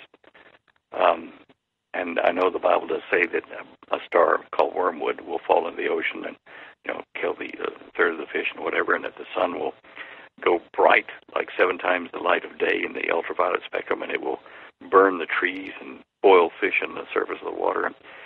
These are things that are not pleasant, and the meteor that broke up over Russia here not long ago, it was like an atom bomb, tells you that we're still not immune to a strike from asteroids or meteors. So I think people ought to be getting their act together right now. It might be measured in weeks, it might be in months, but I don't think it's in years. All right. And we are approaching the end of the interview, but I did want to go ahead and open things up one more time. Stan, if you'd like to get on the soapbox one more time and say anything that you'd like to my listeners, and feel free to go ahead and follow that up with anything at all that you would like to plug. Oh, gosh. I feel talked out. I would suggest that for those that want to keep a track on what world events are happening that affect or could affect their well-being, go to our website, standeyo.com, STANDEYO.com. Holly updates that during the week, 5 days a week, selecting stories that are potentially fulfilling prophecy, but also things that you need to be aware of and get prepared to handle, whether it be political or geophysical or whatever. And whenever we have important things to share with people, we put it on that website. And, other than that, that's basically our newsletter, if you wish, to the people out there that are interested. We try to help people, and she's got a link up there to our what's called daretoprepare.com site. And that's a lot of just free information on things you need to look at to prepare your family or your business for what is coming. And we list a whole lot of suppliers of various things that people might need there, so you can check them out on their websites. We're not selling that stuff, but this is all for your benefit, and hopefully we'll get this energy system working safely enough that we can put that up there fairly soon. We've got a GoFundMe site, Stan Deyo's research site, something like that. You can link to it off of our website, but people are donating to that, which is fine, and hopefully we will be able to be worthy of their support fairly shortly. All right, and I would like to just give you a big thank you, Stan, for joining me once again on this program, and of course, I'd definitely like to talk to you again in the future if we're still around. Of course, Daniel, and I hope that this has allayed some of your fears, and don't worry about people bugging you and all that kind of stuff. Just get on with the positive things and help people to understand what the time is, and that the salvation is through our Messiah. Sure, and perhaps in the future we could have a private conversation, and I could get into my personal things a little bit more. Sure, yeah. not on air, but yeah, sure. Okay, awesome. Until then, you have a very good night, Stan.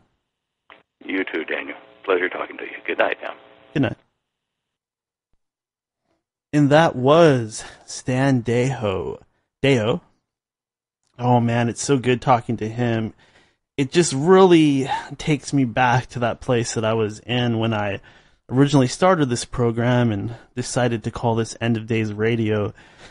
Sometimes I realize suddenly that I may have talked myself out of the understanding and knowledge of certain things simply because it is a little bit hard for me to handle. I've come across a lot of truth, and sometimes it's just easier for me to not think about certain things, to not fully believe in certain things, because if I do, then I start talking like this.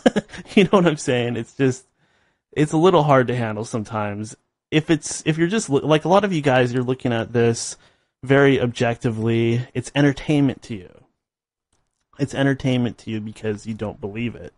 You believe in things that Carl Sagan told you. You believe in things that school told you, your parents, etc., for whatever reason.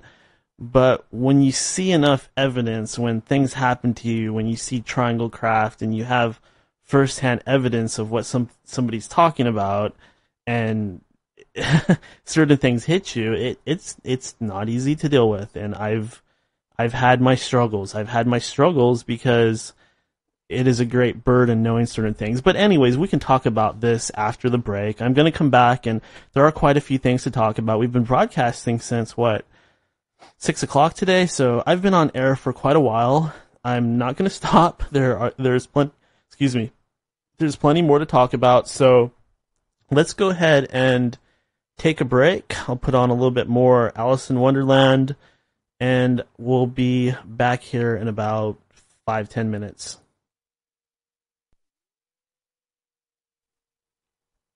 Hello, and welcome back to the End of Days. I am your host, Daniel, host of End of Days Radio, host and somebody who's feeling rather out of sorts, I suppose you could say. It's just that, like I was saying before the break, when you are forced to confront certain things, it's not always easy. And there's a lot more I could say. There's a lot of stuff that I can't share with you guys. I've shared so much, and I've shared even more with some of you privately and personally, but there are still things there that I have not told anybody. I can't, for reasons of safety. I can't do it. I can't. I would like to so much. I would love to have something interesting to say right now or at any point, but I just can't. I can't do it. Like I said, sometimes it's easier for me to just think of it like a party and not take it all that seriously. I mean, there are so many cases of fraud and stuff like that, and sometimes it's easier to just start thinking that everything is like that. So many people out there, they don't believe anything you tell them about aliens or UFOs or ghosts or anything like that. Their minds just are not open to it at all. I have several friends like that, people that I've tried to talk to, and you try to talk to them about certain stuff, and they say, "Oh, Daniel, you're weird. What are you talking about? That's not true. That's religion. That's your belief. That's insanity. It's schizophrenia." So many people will say things like that. Meanwhile, they don't know. They don't know. They're just repeating what they've been told like everybody else does. Nobody knows.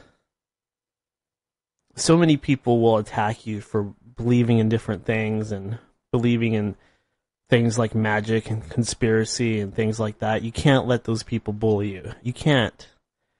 They will use your embarrassment against you. They will use your embarrassment and your humiliation against you to push your mind back down to that little box. They'll push you down into that little box, and you will stay there because you're so afraid of what people think. You're so afraid of being labeled. That's what it is, right? Nobody wants to be labeled this way or that way. A lot of people they don't even want to say who they voted for. I voted for Donald Trump. And that's probably rubbing a lot of people the wrong way right now.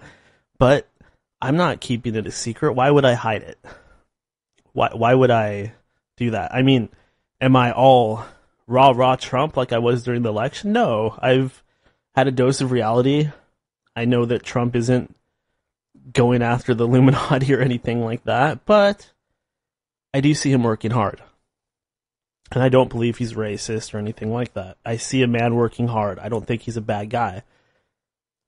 Every story I've heard about our president, every story I've heard about Donald Trump has been positive. People that worked with him in the WWE. People that just ran into the guy and he was so down to earth and so nice to them. And he treats everybody with respect. The guy at the top and the guy at the bottom. He treats them the same way. I'm not saying that anybody out there should suddenly become a Republican or anything like that. You should align with whatever you want. I'm not a Republican. I'm not a conservative. There are conservative views that I have. I believe in the right to bear arms. I believe that the economy is important. Things like abortion, I'm sorry, but I'm a little bit more liberal in that area. I think that there are many cases where abortion is appropriate. I don't think you should bring a child into an awful world, especially when we're in the end of days, of course. Think about what you're setting them up for. Have a child, and then they grow up, and by the time they're a teenager, all hell has broken loose. Who knows how it's going to play out? A lot of you out there, you think that you know everything. You think that you have it all figured out. You think that people that believe things that are strange to you are idiots. Because, look, a person is not an idiot because they don't believe in what you believe in. That doesn't make them an idiot. That just makes them different than you. A person isn't stupid or an idiot because they don't agree with you. I guarantee you, I don't care how smart you think you are, there are people that are... There's people that believe in the Hindu religion and believe in Ganesh and stuff like that, and they would run circles around you intellectually. It's not about smarts. So you shouldn't call people dumb or idiots because they believe something that's different than what you believe. And if you are doing that, I hate to say this, I'm not trying to be mean, but you're the one being a little judgmental and a little bit of a bigot because you want to call people names, you want to make fun of them, you want to leave your nasty comments on YouTube and tell my guests how stupid they are and how stupid I am and what a bad host I am. Look, I don't care if I'm a good host or not. It's not about that. Do you think I'm trying to start some kind of freaking radio career or that I'm trying to... You think that I'm looking for that. And the reason why you think that is because that's what you're looking for. You're trying to get over. You want to be famous. You want to be on TV or the radio or something. And you think that I think the same way as you. Look, I don't care about any of that. None of that will ever make me happy. Money, fame, any of that bullshit. This is real talk. And none of that stuff ever will make you happy. It's an illusion. You're addicted to it. Because you love it. That's why you believe what you do, because you love it. Because you love the way things are.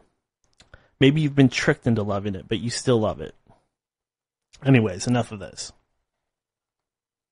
It's just funny, though. It's funny, though, some of the things people say, especially on YouTube. It's never the hardcore fan base. It's never the people that listen to every episode and actually follow the show. It's the flyby people that just come through and they listen to an interview and they think that everybody needs to hear their opinion. And it's not that I think that there's anything wrong with sharing your opinion. Don't get me wrong. I want to hear your opinion. I want you to comment. But what I don't like is when people are disrespectful and they seem to think that, oh, I can go online and I can just give my unfiltered opinion about things and be extremely rude and disrespectful to people just because that's how it's done. I'm bored. It's fun for me to be mean. I hate my life. I hate my job. Time to be mean to somebody that's trying to do a good thing. That's what it is, really, isn't it? It's, I'm bored, it's fun to troll and be mean. And what I'm saying is, no, you're not a special snowflake. There's a lot of people like that out there. They call them social justice warriors. They call them snowflakes, meaning the people out there that think that they're special little snowflakes and everybody needs to hear their opinion about such and such horrible injustice. Look, at the end of the day, you're just a number, and you're a number that's going to get crunched. You're meat, and you're headed for the meat grinder. Unless you smarten up, that's all you're going to be. So wake the fuck up. Wake up. Wake up. That's me giving you an order to wake the hell up. Open your eyes. Okay, enough of this. Let's move on to something more positive before I start slitting my wrist. Okay, anyways, I'm just kidding. Now I'm going to hear from the people that think I'm making fun of depressed, suicidal people. There's always a group that I'm offending. Oh my god. Okay, so in the news, we're in the wrap-up portion of the show, and remember, you can call in this show at any time at, what's that number again? 209-348-9810. Just let me warm up with a guest. Give me 10-15 minutes. It's 209-348-9810, or just add Ninja Shoes 777 on Skype. And this is the news and wrap-up section of the show. Obviously, there's one thing that I need to talk about that I have not yet, and that is the violence going on in Charlottesville. There's so much to talk about there. Oh.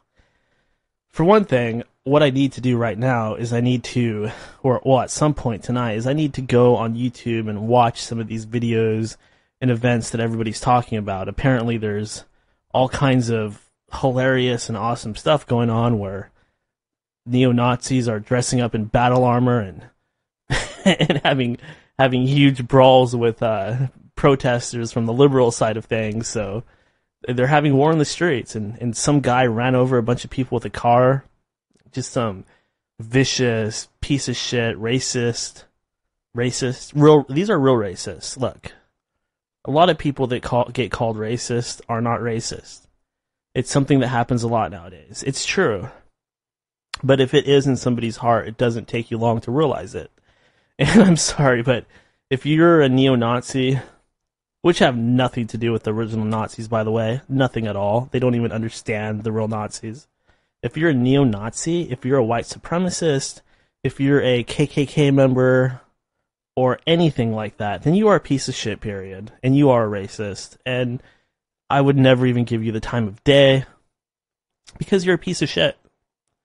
And anybody that would join a hate group and want to spend their spare time amongst a group of equally psychotic and sociopathic, hateful individuals, there's something wrong with you. Even if you were a racist person, why would you want to spend your day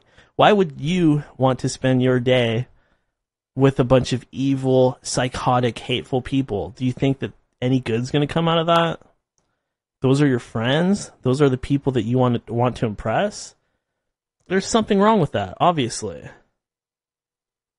But anyways, another thing that's wrong with this situation is it's happening in, West Virginia? And it's my understanding, somebody told me this long ago, and if I'm wrong, of course you can correct me, but it's my understanding that that area has a lot of racist people. It's the home of either the neo-Nazis or the white supremacists, or maybe there's just a lot of racist people that live there. But to be a liberal and to go there in the territory of these really racist people and protest, that's ballsy. I don't think that that's a good idea. Why don't you just protest somewhere in California or Seattle? In Seattle, there's protests going on every day. And trust me, nobody's beating each other up. You go to the animal rights protest at 2, the gay rights protest at 6, the racist protest at 8, and then you can protest Donald Trump at 10. There's a lot of protesting going on in Seattle. In fact, I've almost been run over by mobs of protesters at times. And there was a really funny group that were protesting the new animal lab that they were building, the University of Washington. Great institution, great football team. However, for whatever reason, they want to build a laboratory that experiments makeup and hairspray and stuff like that on poor little innocent animals. And yeah, obviously that is very detestable. I don't know why more people don't speak out against something like that. Maybe because we all eat meat anyways. We're always stuffing our mouths with McDonald's and things like that. So what are we going to care if a animal is being used to make better hairspray or something like that, right?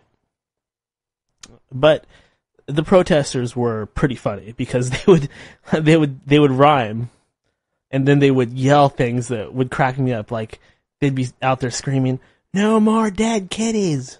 No more dead monkeys! No more dead bunnies!" And when they said bunnies, they'd go, "Bunnies!"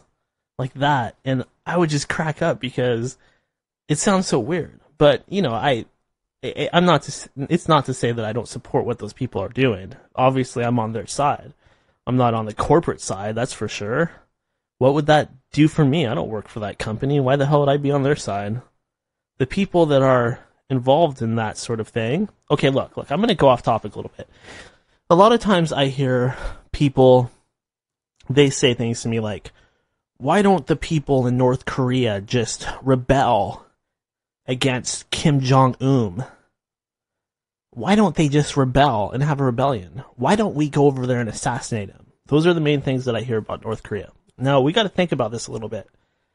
What happens if we assassinated Kim Jong-un? Do you think all of a sudden the people are going to be free? Is that what you think? No. What's going to happen is whatever guy second in command to Kim Jong-un is going to become first in command. And that same power structure is going to be in power. See, Kim Jong-un is nothing but a figurehead ultimately. It's his advisors and generals that surround him that most likely have the real power and know what's going on. And he's out there hanging out with Dennis Rodman and getting haircuts and getting weird-looking haircuts and doing things like that. Think about it. The people that are generals, that are high-up officials, that are leaders, they have a position in society. They have money. And who's to say the new boss is going to like them as much as the old boss? So why would they do anything to threaten the hierarchy that sustains their illusion of superiority? Wow, I made that way too complicated. Why would they do anything to go against the power structure that keeps them having more than the poor Koreans around them? Why would they do anything to mess it up? There's people invested in the power structure. That's why change can't happen there. Because you have to have at least enough basic freedom for people to go in the streets and protest without getting shot and killed. Once you reach a point like what North Korea is at right now, it's very hard for anybody to speak out or organize or anything like that. As soon as it happens, it just gets smashed right away. For something like that to really happen, you would need some kind of miracle, really. Everybody at once would have to just decide, hey, enough's enough. And even the people high up, the thing is that Korean culture is different than American culture. Like, for example, in a school in Korea, if you're in America and you don't do what the teacher says or the principal says or an authority figure says, they make you go to Saturday school or detention or expel you or whatever. In Korean school, they think it's okay for the teachers to beat the crap out of the students when they do something wrong. That's their mentality. That's the mentality that they have there. You step out of line, you get physically beaten and hurt until you step back in line. And I know it's been like that in this country in the past, but luckily, thank God it's not like that anymore. Because that's how dumb people are. People are so stupid that they think that that's a good way to rear children, right? Teach them to fear authority and teach them that might equals right. Seed them with all sorts of little traumas throughout their childhood so they grow up feeling powerless and start to rage. Yeah, that's really smart, people. But anyways, that's the thing that's going on with North Korea. That's why we can't just assassinate Kim Jong-un and make everything better. That's why the people don't revolt and just suddenly make everything better. They need an intervention. They do. They really do. I don't know if they have these weapons they claim to have, but eventually something's got to give. And I'm not a warmonger. I'm not Republican or anything like that, but I think that we're on a road that's going to lead us into North Korea. I do. I think we're going to have to go in there. Because this little crazy bastard, he's stepping out of line. He's stepping out of line, and I think his father was a saber rattler, but he kind of knew when to cut the shit. This guy is just, and that's what they were worried about before he came into power. They were worried that he was going to be like he is. They were worried he's going to do the things that he's doing. And all he has to do is keep pushing the envelope, and eventually something's got to give, and we're going to have to go in there. It'd probably be better than going into Iraq. I mean, at least we would actually be truly liberating some people. But enough of this. Okay. No. I did see something weird. Wait, I started talking about racial violence in Charlottesville, and somehow I ended up talking about North Korea. I apologize for that. But you guys know how I feel about the violence. I think it's stupid, and anybody that would actually put themselves out there on either side, there's something seriously wrong with you. You shouldn't be going anywhere near any of that drama.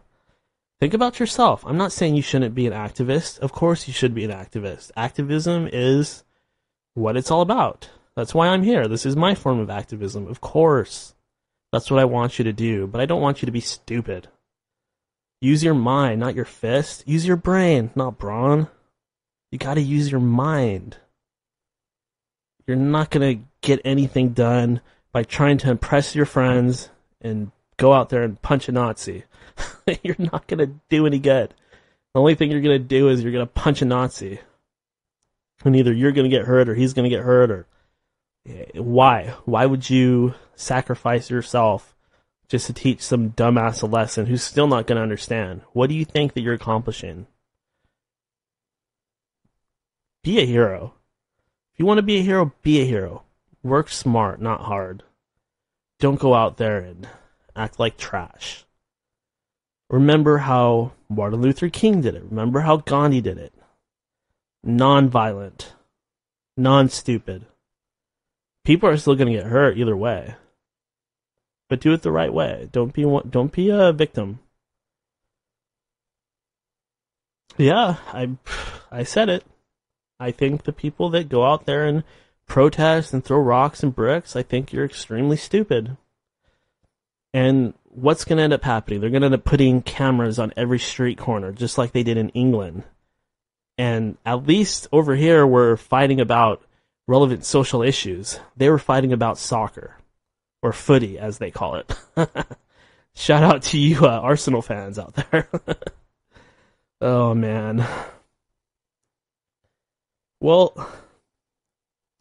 I have quite a bit to talk about. I'm not sure how much I'm going to be able to get to this because I got 2 more shows tomorrow, and I need to finish this show so I can start working on those shows. So I think that I'm going to save some of this stuff, but I do have a letter to read.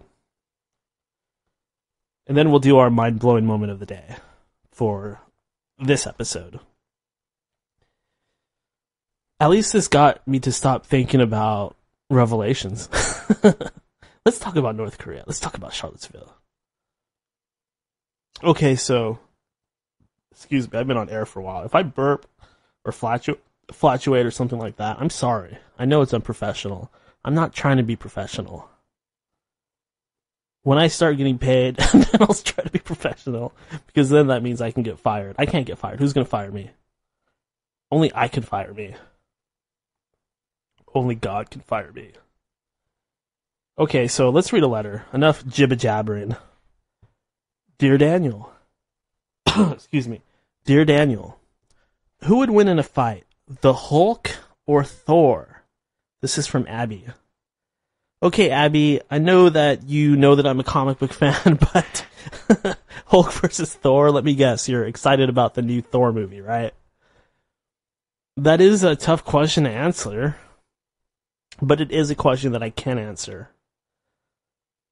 First of all, I don't know how many of you out there even know who Thor and Hulk is. You know, the Hulk, there was a TV show and movies and comic books and stuff, the big green guy. And Thor, he's the son of Odin. There's a comic book about him. He's in the Avengers. He's a god, and he's a superhero, Marvel Comics. And they're both really super strong. They're both strong like Superman. Actually, Superman's probably stronger than they are. How would you really gauge that? But the way that the Hulk's power works is he was doing an experiment, the guy Bruce Banner, and he got hit by a gamma radiation from an experiment that they were doing with nuclear weapons. And he gained the ability, or I don't know if it's an ability, but when he gets really mad, he transforms into this 8 to 10 foot tall, steroided out beast that is just bulging with muscle. And then he goes and he rampages. And the gimmick with the Hulk, he doesn't have tons of different powers, but the madder he gets, the stronger he gets. So he's very hard to stop. And the other thing is he heals really fast. So if somebody cuts him, shoots him, makes him bleed, or even kills him, he just comes back. He's very hard to stop. You call it healing factor, like Wolverine, but the Hulk's healing factor is way better. Now, Thor, he does not have a healing factor. He does not get stronger as he gets angrier. But he already starts off really strong. He might start off stronger than the Hulk before the Hulk gets really mad. After he has transformed, of course. But Thor, he's a god, so he is super strong, and he can fly, so long as he has his hammer. He's got a weapon, too, the hammer, which makes him even more of a badass. And I'm not going to get into Thor's powers because I don't have time for that. But the thing about Thor, and the reason why, in my opinion, he could kick the Hulk's butt, is because he has other powers. Thor is the god of thunder. He could, at any point, call upon a gigantic lightning bolt and just fry the shit out of the Hulk. He could fly up in the air. He could just keep tossing his hammer at the Hulk and having it returned to him until there's nothing left of the Hulk. Thor can even do stuff like he can open a black hole with his hammer and just kick the Hulk into it and never have to worry about him again. It's not that I don't like the Hulk. I'm just telling you, on paper, Thor has way too many powers. Did you know that Thor can actually time travel using his hammer? So yeah, it's not even realistic to think that the Hulk could fight Thor. They just do it because it's an interesting battle. But on paper, Thor would absolutely mutilate the Hulk with ease. So Abby, I hope that answers your question. I spent way too long on that. Okay. And if you don't like comic books, whatever, I don't care. Nobody wants to hear you bitch and whine. Open your mind, pick up a comic book, and improve your life. You know what I like to do? I like to buy old comic books and look at the ads. The ads have video games and stuff like that from when I was a kid. Okay, let's see. I'm going to save the rest of this stuff for tomorrow, but I did want to do the mind-blowing moment of the day. Let me grab my tambourine. Where are you? There you are.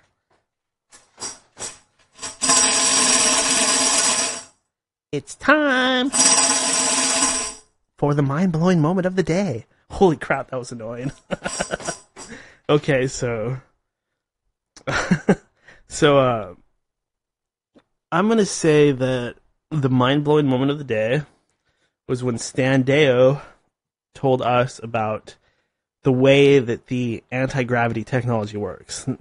A lot of it's hard to understand, of course. It's very complicated, but the part that really stuck out to me was when he mentioned the field that is created, the gravity, electromagnetic field, whatever it is, that gets generated, that it actually separates you from the physics around you. That was my explanation of what he was talking about, but I think that is so freaking fascinating, and I'm so glad that I had Stan on this show to tell me that and help me understand what happened to me just a little bit more when I saw that craft and how it was able to do the things that it was doing.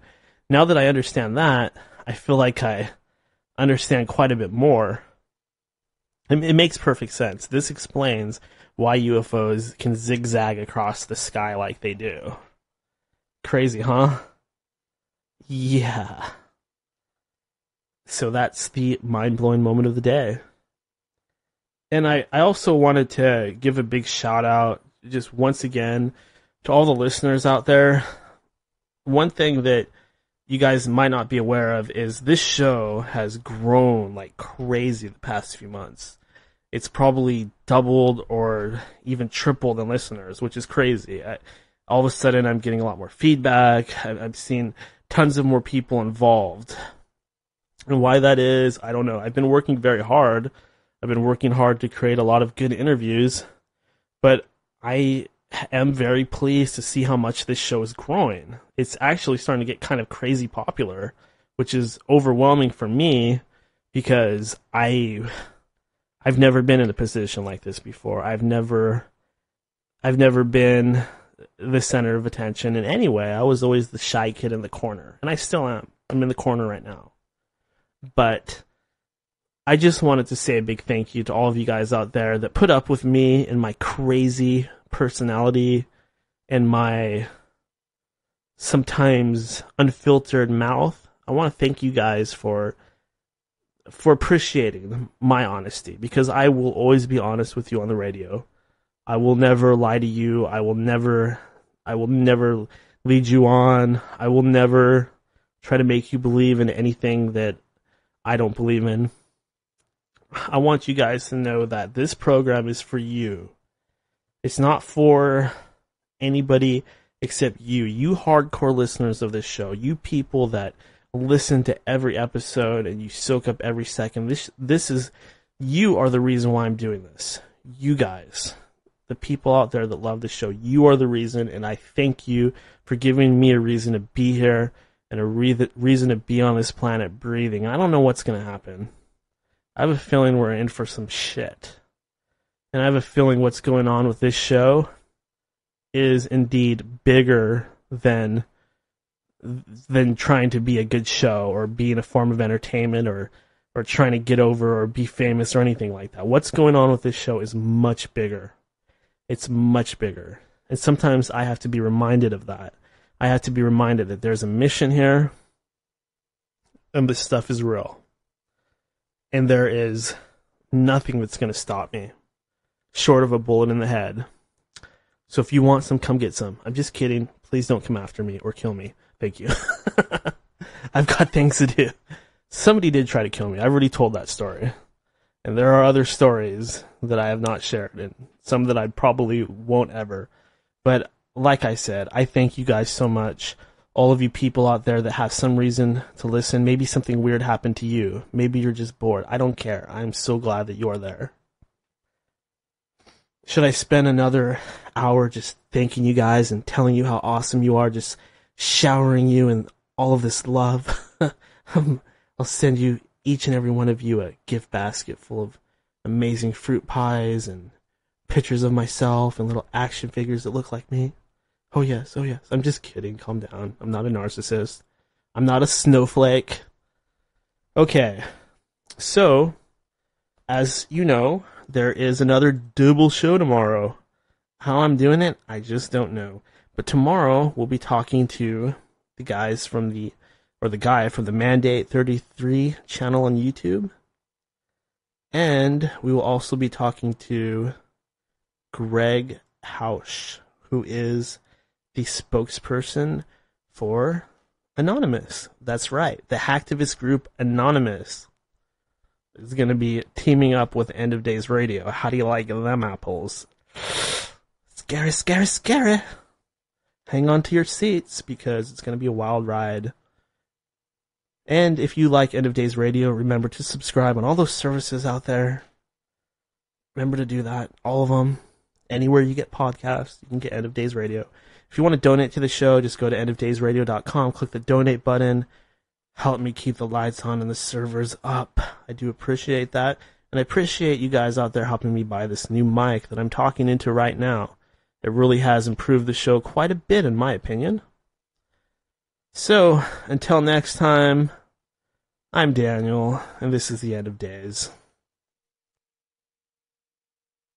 From the beginning. And I was shown that that Lucifer would return, that the UN and the Vatican were going to be completely behind it, again, under false pretenses. He's going to show up and say, I'm here to save the day, right? And, okay, fine, you know. Yeah, of course, ahead, you can say whatever you want. But I've always hated censorship. It's the internet.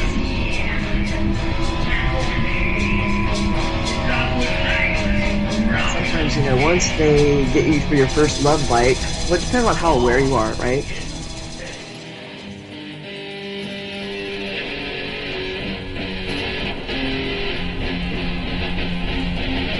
I forgot my bullets. I never had a gun. Here I am left standing. Am I the only one? For what I see, memories have guilted me. I'll never see the sun. First of all, as you know, the Anunnaki and the Draco are enemies.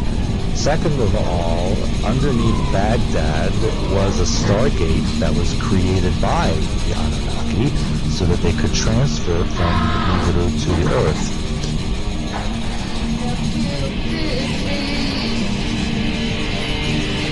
I'll never see the sun. I could just end it all, but the demons will have won. Practitioners that, you know, some are good and some use their magic for good and to heal and to help, and others do use it for evil. And, you know, in some cases, you know, people really were